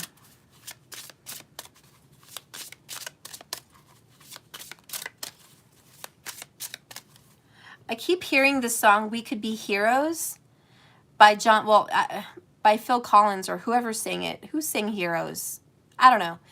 We can be heroes just for one day. But Johnny Depp sang it, and I just keep hearing heroes in Johnny Depp's voice. We can swim like the dolphins, right? And I saw the chariot in the masculine energy. It's like, we can be dolphins. Right? So, I don't know, guys, but I'm hearing heroes. And I'm hearing it in Johnny Depp's voice. I don't even know all the words to that song, but okay. Anyways, the card that comes out, ooh, you guys got a number 1, another number 1. You guys are definitely in a new beginning. David Bowie, you're right. David Bowie's the one who sang Heroes. I was just hearing it in Johnny Depp's voice. But yeah, I'm hearing heroes. So if that resonates for a divine feminine, high five. So we have this card, and it's like a jack in a box. Ooh, it's Pandora's box. It's Pinhead Hellraiser's box. I don't know. But it's just a box, okay? And there's 3 doves coming out. And see, divine feminine, I told you there's something about 3s for you. 333, 3 previous relationships. There's something with the 3s. And we've got 3 doves popping out of your box. Matthew broke my nail because he didn't. You guys are wild, and I think you need to go to bed. He First it was my dear, then you guys are getting loud. I'm not happy. Matthew was the one that didn't stop. I told him not to hit me, and he broke my nail. Okay, you're 17, and he's 6. That's enough. Still. No, there's no still. You guys need to sit down and watch the movie and wait for me to be done or go to bed. I don't want to hear anything else. Sorry, guys. The fuck. So anyways, I need to hurry up. But there's 3 birds coming out of here, and I told you there's something with 3 previous relationships, maybe 3 years. I don't know, but there's 3s in your energy, okay? And we have 3 tarot cards down here at the bottom. Oh, yeah, one of them is the Fool card. Right there. One of them's the Fool. The other one is another Fool card. And another Fool card. These are all Fool cards. Which is 0, Major Arcana. Aries. Again, Rahu is an Aries, Vedic sidereal. So there is definitely something going on with the Fool card, guys. This is the energy that the Divine Feminine is in. Wiping her slate clean and starting fresh. I do believe the Divine Feminine is transforming and becoming someone entirely different. Even the Fool has taken off her clothes and she's like undressing. So she's becoming something else. There's some kind of transformation.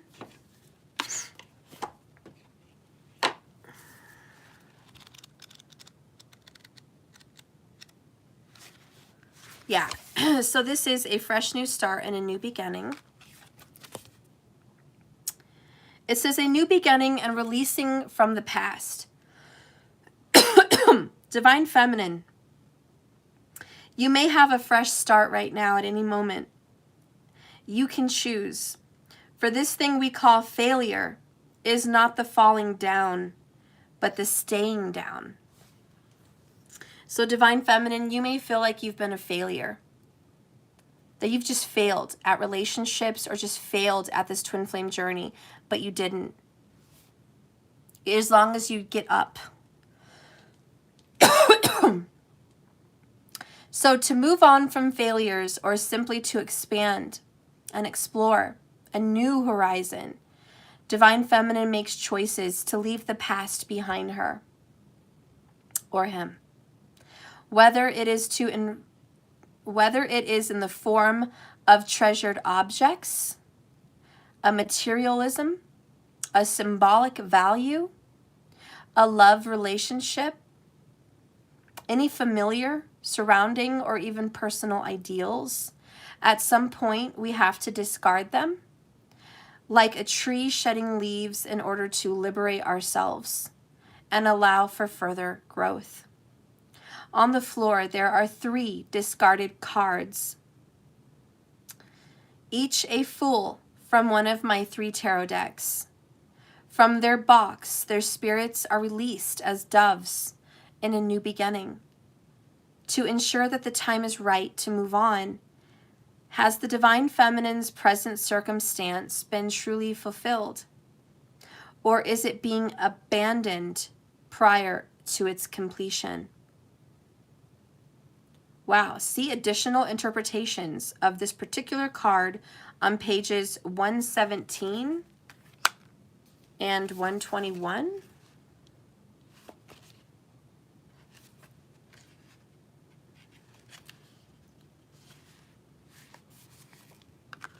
Another interpretation is a woman holds the robe of memories close to her heart.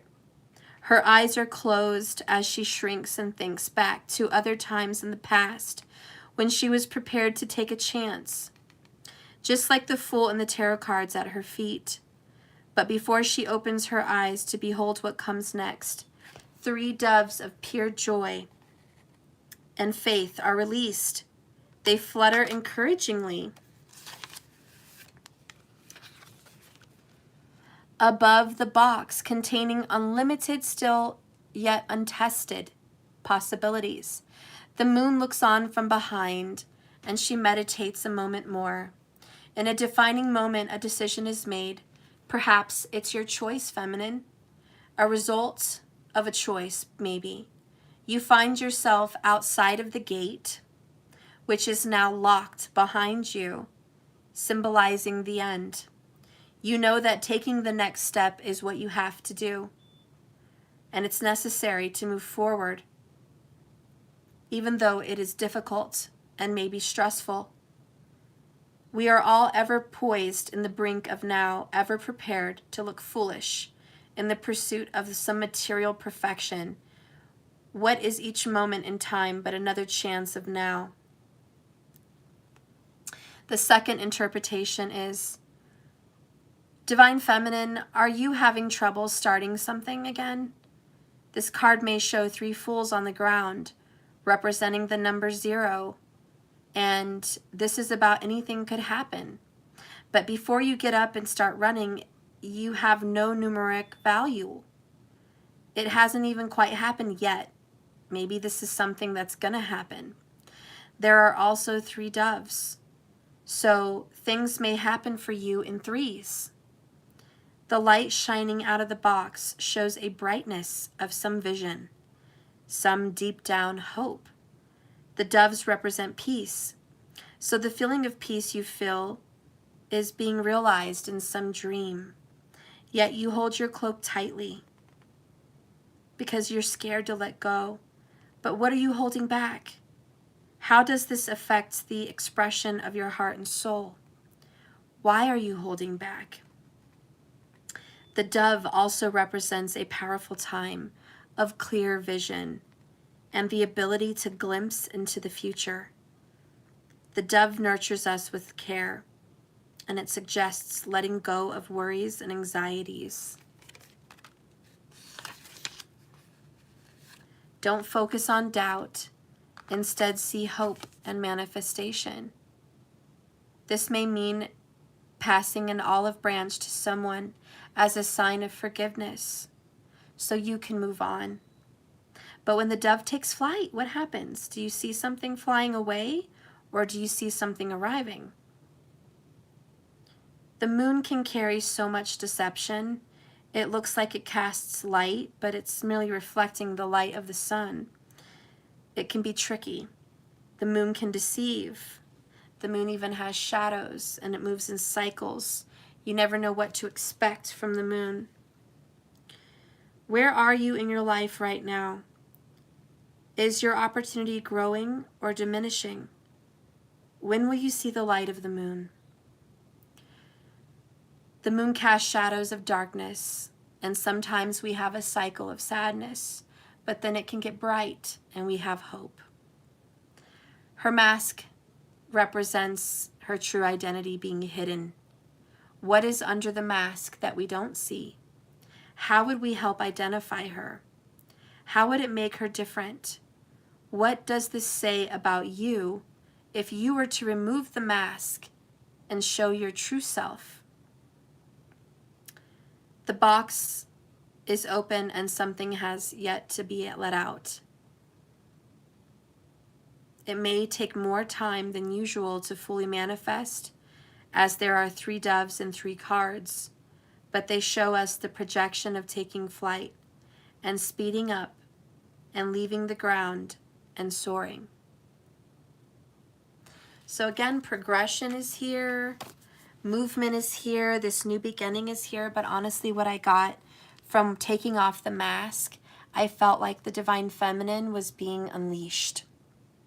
There was some part of you that was weak and taking crap from people and being treated less than and being seen as ignorant or unpowerful or just not chosen, and that wasn't the real you. And so as soon as you're taking off this mask, that's the real you, this powerful, vibrant light. And I just felt wings fluttering like these doves, but it was just a big, big wings. And it was just you soaring like the phoenix. And it's like, you're not the same feminine. You are absolutely not at all the same feminine. And when this person comes back into your life, there is going to be some sense of intimidation because you've grown, you've matured, you're powerful, you're sexy, you're dynamic, you know what you want, and it's going to be very intimidating. And I just feel like you're abandoning your old path. You love yourself so much more than your twin flame. You used to love your twin flame more than you loved you. But now the tables have definitely shifted. At least they've changed for you. And you're just like, I don't love them more than me anymore. I love me more than them anymore. That's just how it's flipped. All right, let's get a message again here. Just a quick one for the feminine. Now that the feminine loves herself more.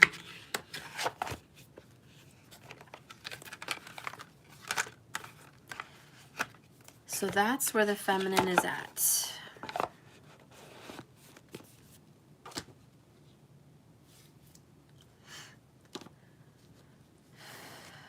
Let's get the feminine's hidden truth. Give me a message, please. Divine Feminine reading. You and I were too young. You're just like, listen, I don't know who I was back then, but I'm so glad I'm not that person. I am not that same person. I hope you know who you're coming into right now. It's not the same. Do I still want you? Yeah, I still want you. But I want you healed. I want you right. I want you strong.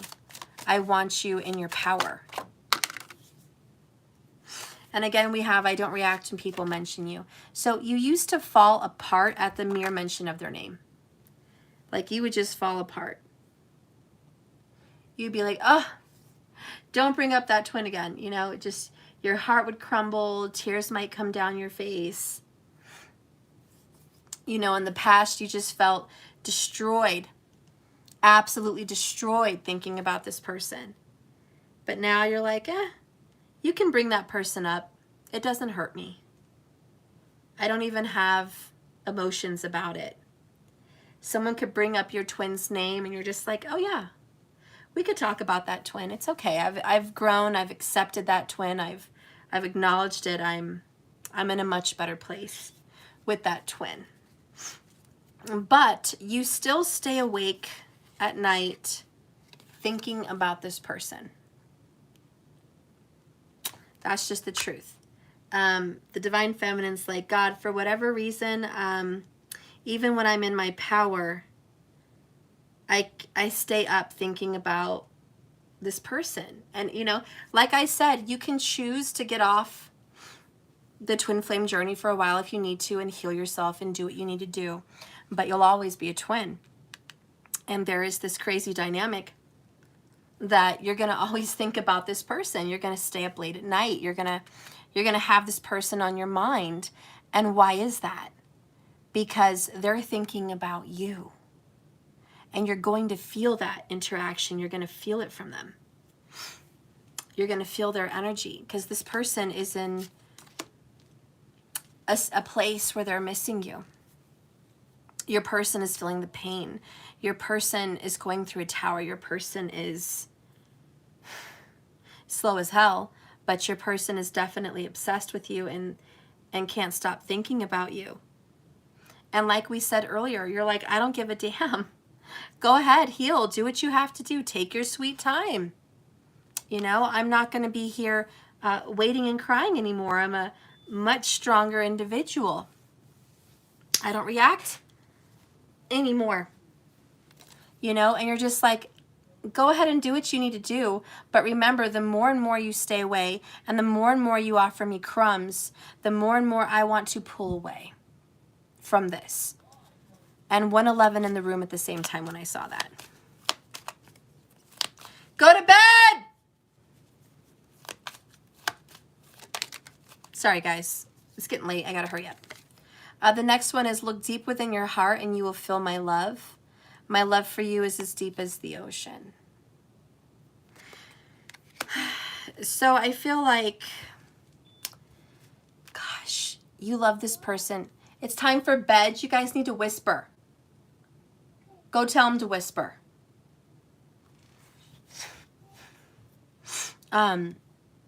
It's like no matter how much you kind of pull away and go on this new journey like a phoenix, deep in your heart, you feel their love. And it will always tug at you, will always be there. You're always going to love them as well. And I'm so glad that you're standing up for yourself. That's beautiful. And like I said, these readings are not all cupcakes and rainbows. I'm not going to tell you what you want to hear. I'm going to tell you the truth.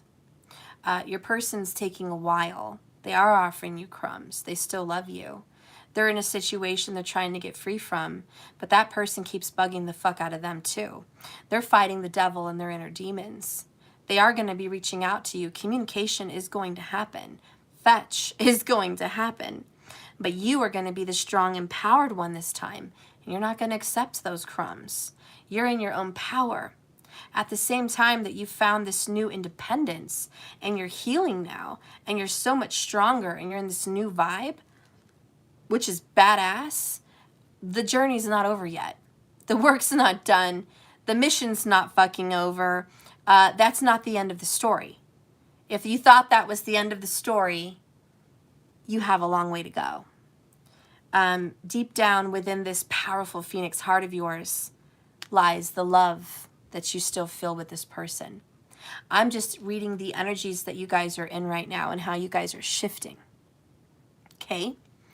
The next card that wants to come out is the Secret Admirer. Someone has deeper feelings for you than they're letting on. So don't let them fucking fool you. There's absolute, it's in the cards. It's not my opinion. It's in the fucking cards. But there is your masculine fucker who wants to act like they're not as into you as they are.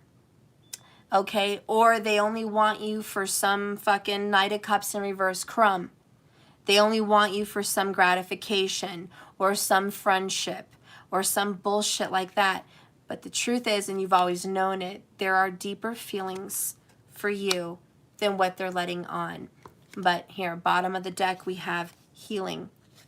And that's what you're working on. You're working on your deep restorative healing. And that's where you need to be. That is your absolute feminine focus, is healing. It is time for you to heal right now because you're the powerful phoenix. So imagine yourself and your beloved surrounded by light and feel your relationship being healed right now in this very moment that I'm doing this reading. Not when you hang up, not tomorrow, not next week, right now. As I'm reading this, imagine you guys healed and what that would feel like.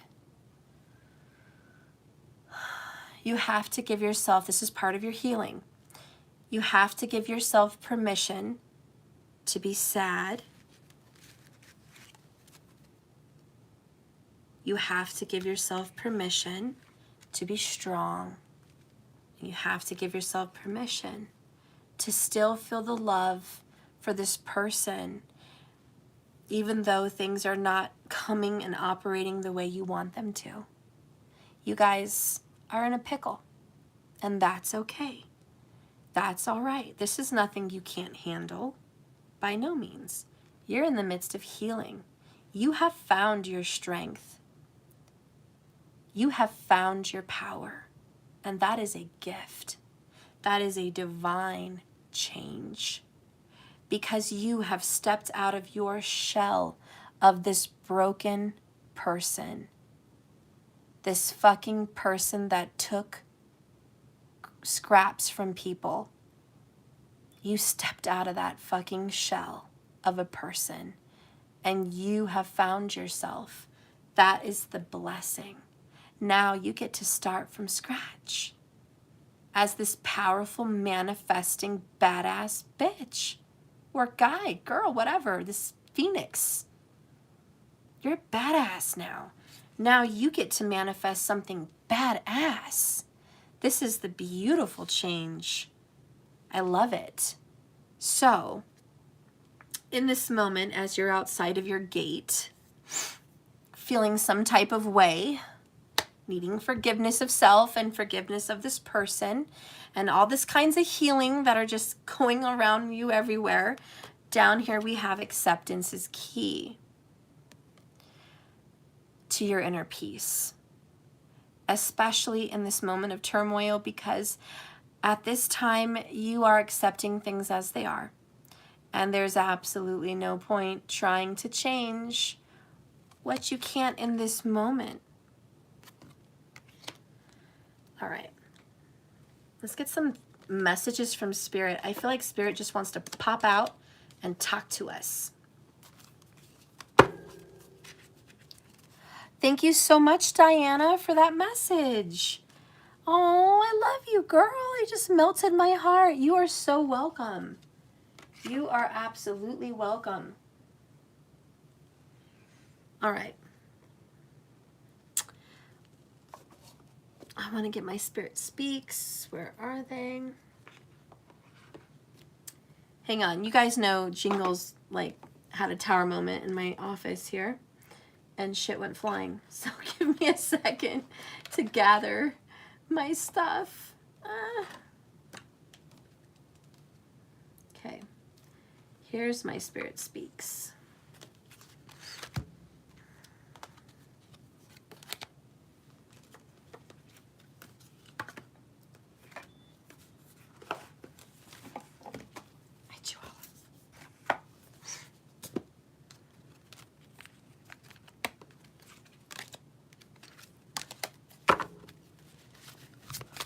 Spirit, can you speak to us through the cards tonight? Give us some messages from your Holy Spirit. Give us some messages tonight, please. Ooh, we have lots of ideas.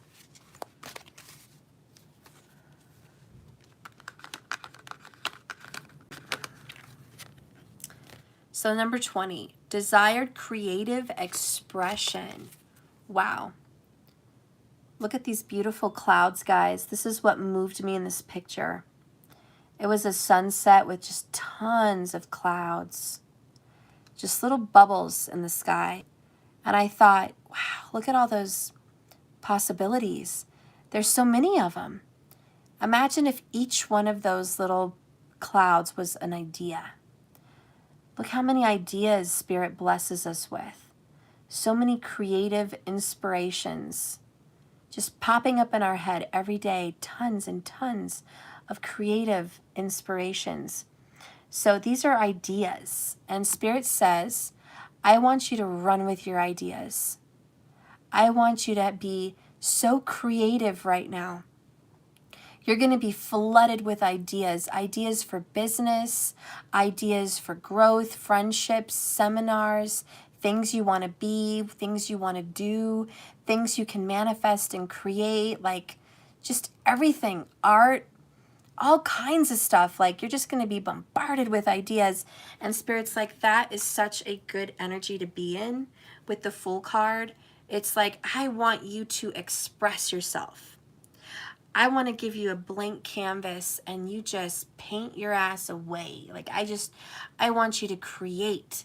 I want you to take this new energy with the Aries Fool Rahu vibe and just go out there and see what you can do. See what you can manifest. So this is all about manifestation, and this is strong fire energy. The next card here is perspective, honey. Seeing things differently. And so you're just starting to look at things, I guess, more clear. A lot of you guys might be getting a new pair of glasses or some contacts. I'm also feeling that. You might be needing some kind of corrective vision care.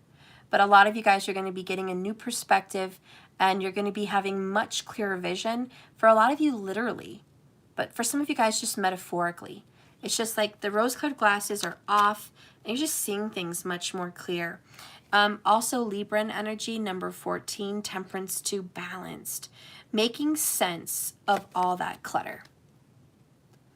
Okay? So a lot of you guys are just like, I get to organize Organize, organize, organize. You guys might be organizing a cluttered area in your home, decluttering, whatever it is, organizing your mind, all those thoughts. Like you're just organizing all kinds of shit. And yeah, it's like you're making sense of everything that needs to be dealt with. And it's like you're tying up loose ends, you're being responsible, you're taking care of business, you're just getting your shit together. Honestly, this is what you guys are doing. You're getting your shit together. And Spirit's like, I'm helping you. I'm helping you take care of loose ends. I'm helping you get your life on track. And I think for all of you, that's what's happening.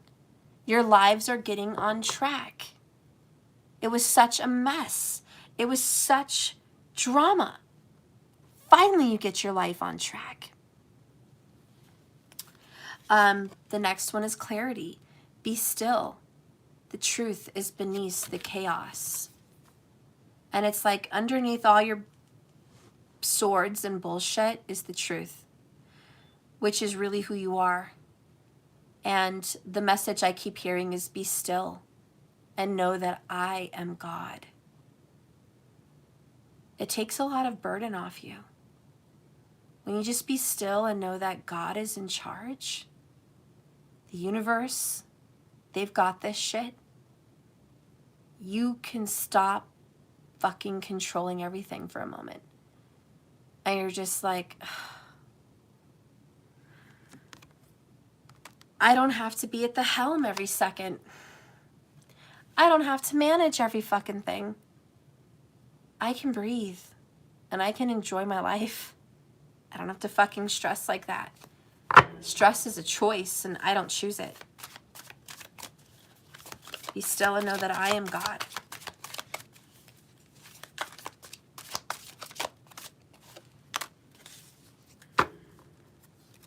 We also have going the distance, number 77, honey. Every mile will be worth your while. Every little piece of hard work you've done, it all pays off in the end. Every struggle and every tear. It's all worth it. Everything's going to be worth it here in the end. Next is frozen. Eventually, things will work out. Whatever you feel has been stuck and frozen in time, unchangeable, this is it, this is the end, it's stuck, it's not moving any fucking where, we're done, it's fucking over. No. Eventually things will work out because look what's next. Almost literally the same picture, but a close-up. And this one is transformation. Let it happen. The ice begins to thaw. Transformation, let it happen.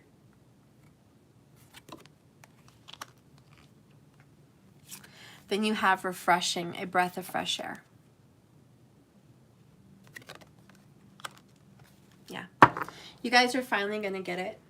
Spirit's like, honey, relax. Relax. We are purifying the waters, my friends. The last card I'm going to read you guys tonight to give you some peace so you could sleep is by Alana Fairchild, and it is the Kali Oracles. And I chose this one because you guys are going through a radical ending and a new beginning. So we have to see what is falling away so you can know what you're about to walk into. A lot of you guys already know. The feminines are being a little bit stronger here. We've got numbing and deception, which is you guys saying, I'm not putting up with that shit anymore. The minute you guys do that, believe me, your masculine will return as soon as you're ready to shut down the past with conclusion, and as soon as they're ready to shut down the past. So, I love the shift that you guys are in, but let's see what Kali has to say. Kali, can you give us a little bit more energy reading for everyone tonight? We are at 139 minutes. I just want to know what you want to tell us from the energetical realm.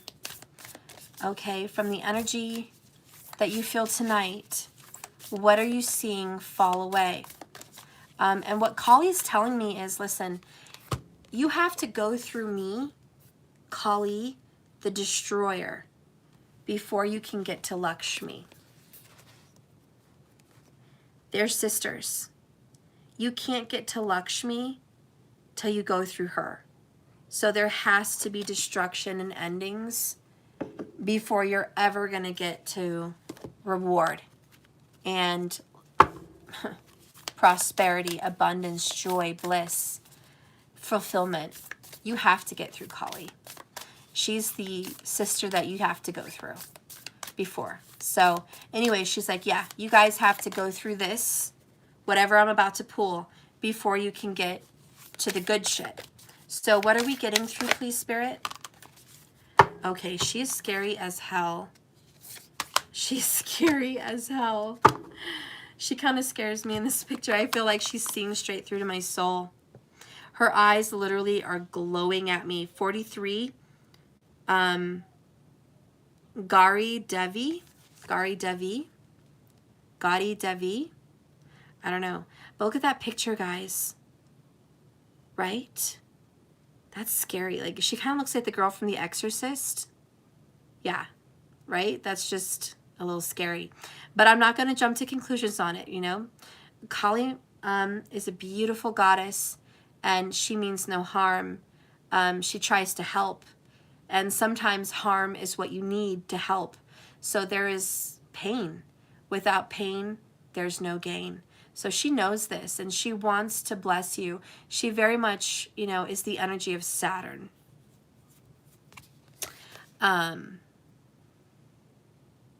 All right, let's read it.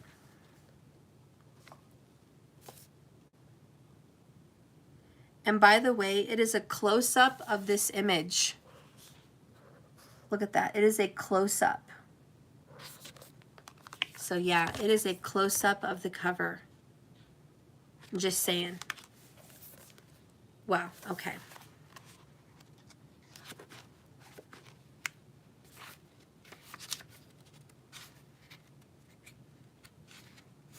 There's something about rituals, I feel. I don't know if you guys have done any rituals or you're going to be doing rituals lately, but I feel like there's something, so there's some connection with rituals, okay?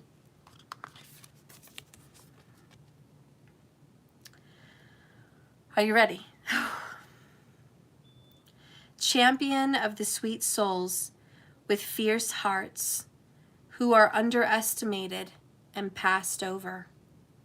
She who is gentle as the deer and ruthless as the lioness, who is the capacity within the awakened heart to rise, to overcome obstacles, to have faith without any evidence of victory.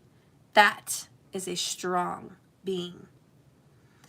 And to rally the spirit to the right moment and to act and to win is felt in this card. She is non-conformity and the freedom to be your true self. Recognize your own beauty and your value, irrespective of whatever anyone has the capacity to say about you. And behold, at this time, you shall shine. Wow, so this is a message of the underdogs and a message of the weak. For those that thought you a deer, for those that thought you a nobody, a less than, a meek, weak little sheep, someone that could be stepped on, someone that was just, who is that? Just a nobody? Yeah, they're about to see the lioness, the fierce, fierce phoenix. You are going to rise, and those that thought you weak, those that thought you the underdog or less than, are about to be shocked at the beautiful, powerful lioness and lion for some of you that you're about to be. Anyways, this is the sad story of the divine feminine. The divine feminine who is loving, compassionate, kind, and seemingly weak because she just cares and nurtures and accepts. There's another side to the feminine that many don't know, and it is the fierce protector that has been pushed and pushed and pushed to the limits. No more. No more. And that is where the feminine has been pushed to the edge. In fact, the divine feminine has been pushed off the fucking edge, and now she will rise. So, this book says the divine feminine is often misunderstood. She, or he for some of you guys, has been stereotyped as a weak and passive and therefore underestimated or dismissed, or as devouring and castrating. So is feared or spurned. Yet, she is not one thing or the other. She is the wisdom of what is needed. Gauri is the secret softness and the light that is part of Kali. We would call her Kali's bright shadow. Gauri is the domesticity and accessibility and accessibility, where Kali is wildness and mystery. Gauri is bejeweled with gems, Kali with skulls. Gauri is dressed beautifully in sumptuous attire, while Kali is naked, smeared in ash and blood. Gauri knows how to operate within social systems, whilst Kali rejects and disrupts social conditioning. Gauri creates harmony and connection, whilst Kali is autonomous and independent. Gauri is culture, while Kali is untamed. Gauri gives and Kali takes away. Both work towards the same purpose of protecting and empowering a soul by whatever method will work at that time. Both are manifestations of one divine feminine. One story that holds Kali went to the river to wash as she emerged fair as Gauri. Soon after, a demon lurked nearby. Her dark skin re-emerged, and that was the end of the demon. One lesson from this story is that our fierceness is always within us. We can trust in that and relax in our own gentler and more easygoing side. Fierceness, in the context of Kali, is fierce wisdom. We do not need to cultivate an inherently violent way of being, but rather allow fierce wisdom spontaneously to arise when it's needed. This story also shows us that there are times to embrace our dark, fierce side, and there are also times to shed it. We can move into a lighter mood as a way of growth and healing, knowing that the darkness is still within us when we need to overcome a potential obstacle. It will destroy what threatens to compromise our soul. This is not something we have to contrive. Instead, we can practice allowing balance and let it guide us. In another story, a terrible demon attacked a royal city. None of the powerful local men could defeat it. A great concern arose amongst the lost people. It was said that only a virgin woman could have the power to conquer this demon. But none of the women could manage it until the responsible, kind, and courageous goddess Sita stepped forward. She transformed herself into Kali and destroyed the demon as if she were snapping a branch. She was so intimidating in her awesome power. It is said that her powerful husband, the magnificent god Rama, begged her to return to her domesticated form. She obligingly did for the love of him. donning her beautiful clothing and neat hair once more. Yet beneath that kind mantle of beauty and the civilized, cultured woman is a significant divine power of ferocity that can be a complete badass when she needs to be. So as you see, there are times to allow others to set clear boundaries, and all can be an act of love. It is loving to communicate in a way that others can understand, but some cannot understand gentleness. Some take advantage of beauty and kindness and gentleness. And when those take advantage of such a gift, never forget Kali also exists, and they will learn a different language to know your boundaries and not to be fucked with.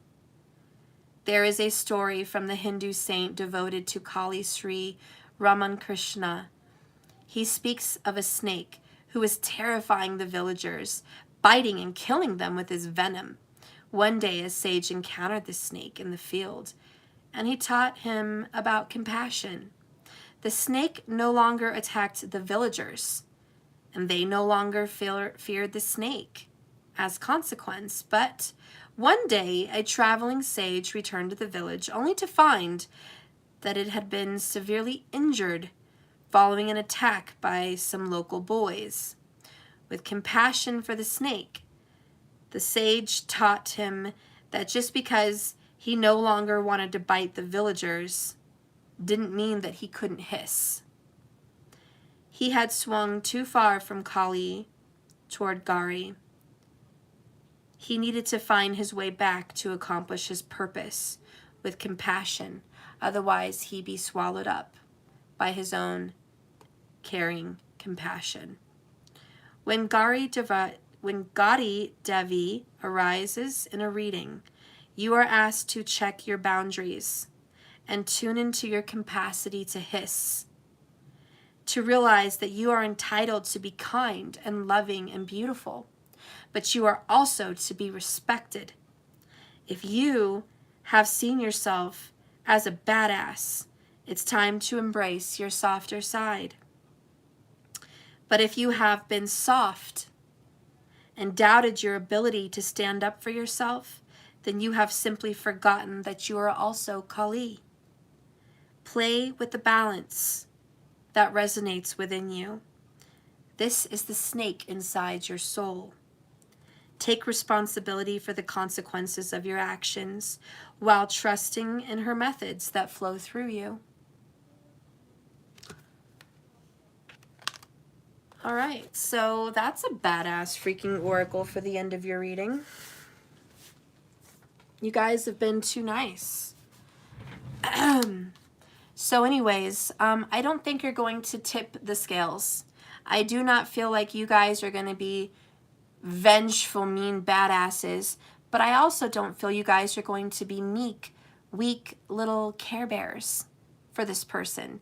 I think you're going to be right where you need to be, and I think you're going to be able to be very balanced, and I think you're at a place with the Wheel of Fortune where you are now saying, I will be loving when you need me to be loving, but I will have a boundary when it needs to be met. I don't expect crumbs, but I'm not going to turn you away either. So I think when your lover starts calling on you again or ringing you up, texting you and messaging you, I do think you're going to receive them with love.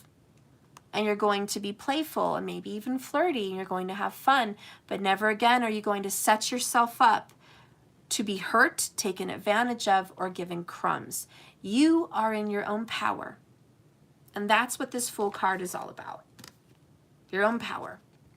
And you can manifest this new beginning however you want. If you want to be treated like crumbs again, then that's your manifestation. But you actually have a chance to not be treated like that again. Your masculine energy is leading towards resolving an issue with you and communicating with you.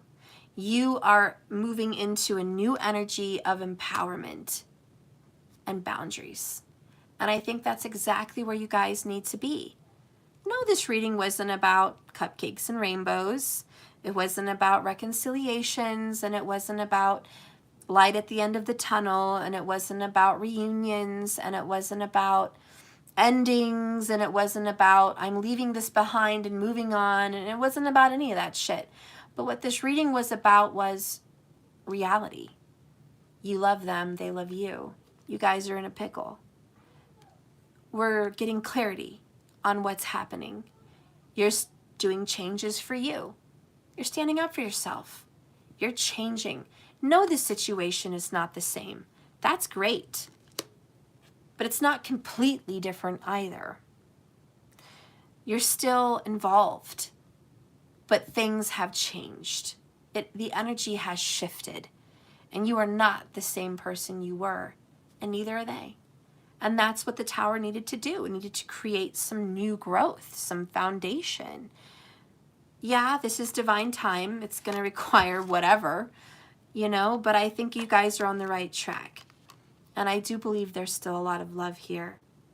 And I do know that once you guys have accepted this, everything's going to transform. It really, really is. It really will. You've had transformation. Every mile's worth your while. So all the work you put into this, it's not all for naught. There's beautiful growth here in your reading. You guys have come a long way. And I just feel like you need to hear that. It's been a very hard journey for you. You've been through a lot. You've heard a lot of readings. You've been through a lot. I just want you to know here on my channel today, you came here for the right reason. You got the truth. And you came a long way. And I'm proud of you. And so, Spirit, good job. Good job. All right, guys, I'm going to let you guys go. It's been a long day. I'm sorry. I wanted to get to the 55s. I'm going to have to do it in the morning. I won't do a bonus in the morning. I'll just get to the 55s. And then I'll do my readings for the day later, okay? So I will get to the 55s. But it's been a long reading again, 156 minutes. I know you guys are frustrated with me. I'm sorry. I love you. Please don't be frustrated. I'll see you guys tomorrow. Remember, like I always say, this love, this life, it's a journey, not a destination. Just keep swimming. Please hit the like button if you haven't yet on your way out, and the bell icon. Because if you can be the first person in my live chat group, I'm going to pull some cards for you for free. So it's worth it. Hit the bell icon so you can get a reading for yourself. Tomorrow is the 22nd. I am offering $22 readings. I'm going to do the 55s first. I'm only going to do about 10 $22 readings. So if there's more people past that, it's going to have to go into the next day. But I'm only going to do 10 22s tomorrow, okay? So I haven't had any yet, so you'd be the first. The 55s are getting taken care of tomorrow, so you guys are good. You guys, the 55s were 2 readings in 1. So you guys are getting a reading for you and your person. The 22s are just 1 question, and I'm going to do a Celtic cross for you, okay? So you can get a question. You can donate that towards my website, www.jks1111.com, or you can go on Cash App and put a message. I want to know what's going on with me and my twin, or what's happening with the karmic, or what's happening with my job, or, whatever. Whatever your question is, just go ahead and put that there, and I'll take care of it. Okay? So remember, only 10 22s tomorrow. If there's any more, it will go into the next day. 55s will be done in the morning, first thing. Okay? I might squeeze in a little bonus in the beginning of the 55s. Not a big one, but, maybe a 10-minute what's on their mind with you right now bonus, okay? But then I will get to the 55s. So I love you so much. Stay well. And remember, I love you with all my heart. You mean the most to me. I wouldn't be here without you. So super appreciative of all of you. Thank you for being here tonight. Sleep well, and I will see you tomorrow. Thank you, markers. Thank you, Courtney. Thank you, guys. Thank you, guys, for the super chats. I love you. Thank you, Divine Healing Tarot, for being here. Kaylin M., I meant to donate 55, but I donated 33. Oh, no. Well, Kaylin, if you just want to put a little bit more with a note, I'll include you tomorrow, okay? Just put a little more in there with the note, and you'll be included. No worries. All right? I love you guys, and yeah, I'm going to be looking at my 55s tomorrow morning, and I'll have my list for everyone tomorrow, okay? And we'll get done that way. But I love you so much. I'll see you then. Good night, guys. Bye.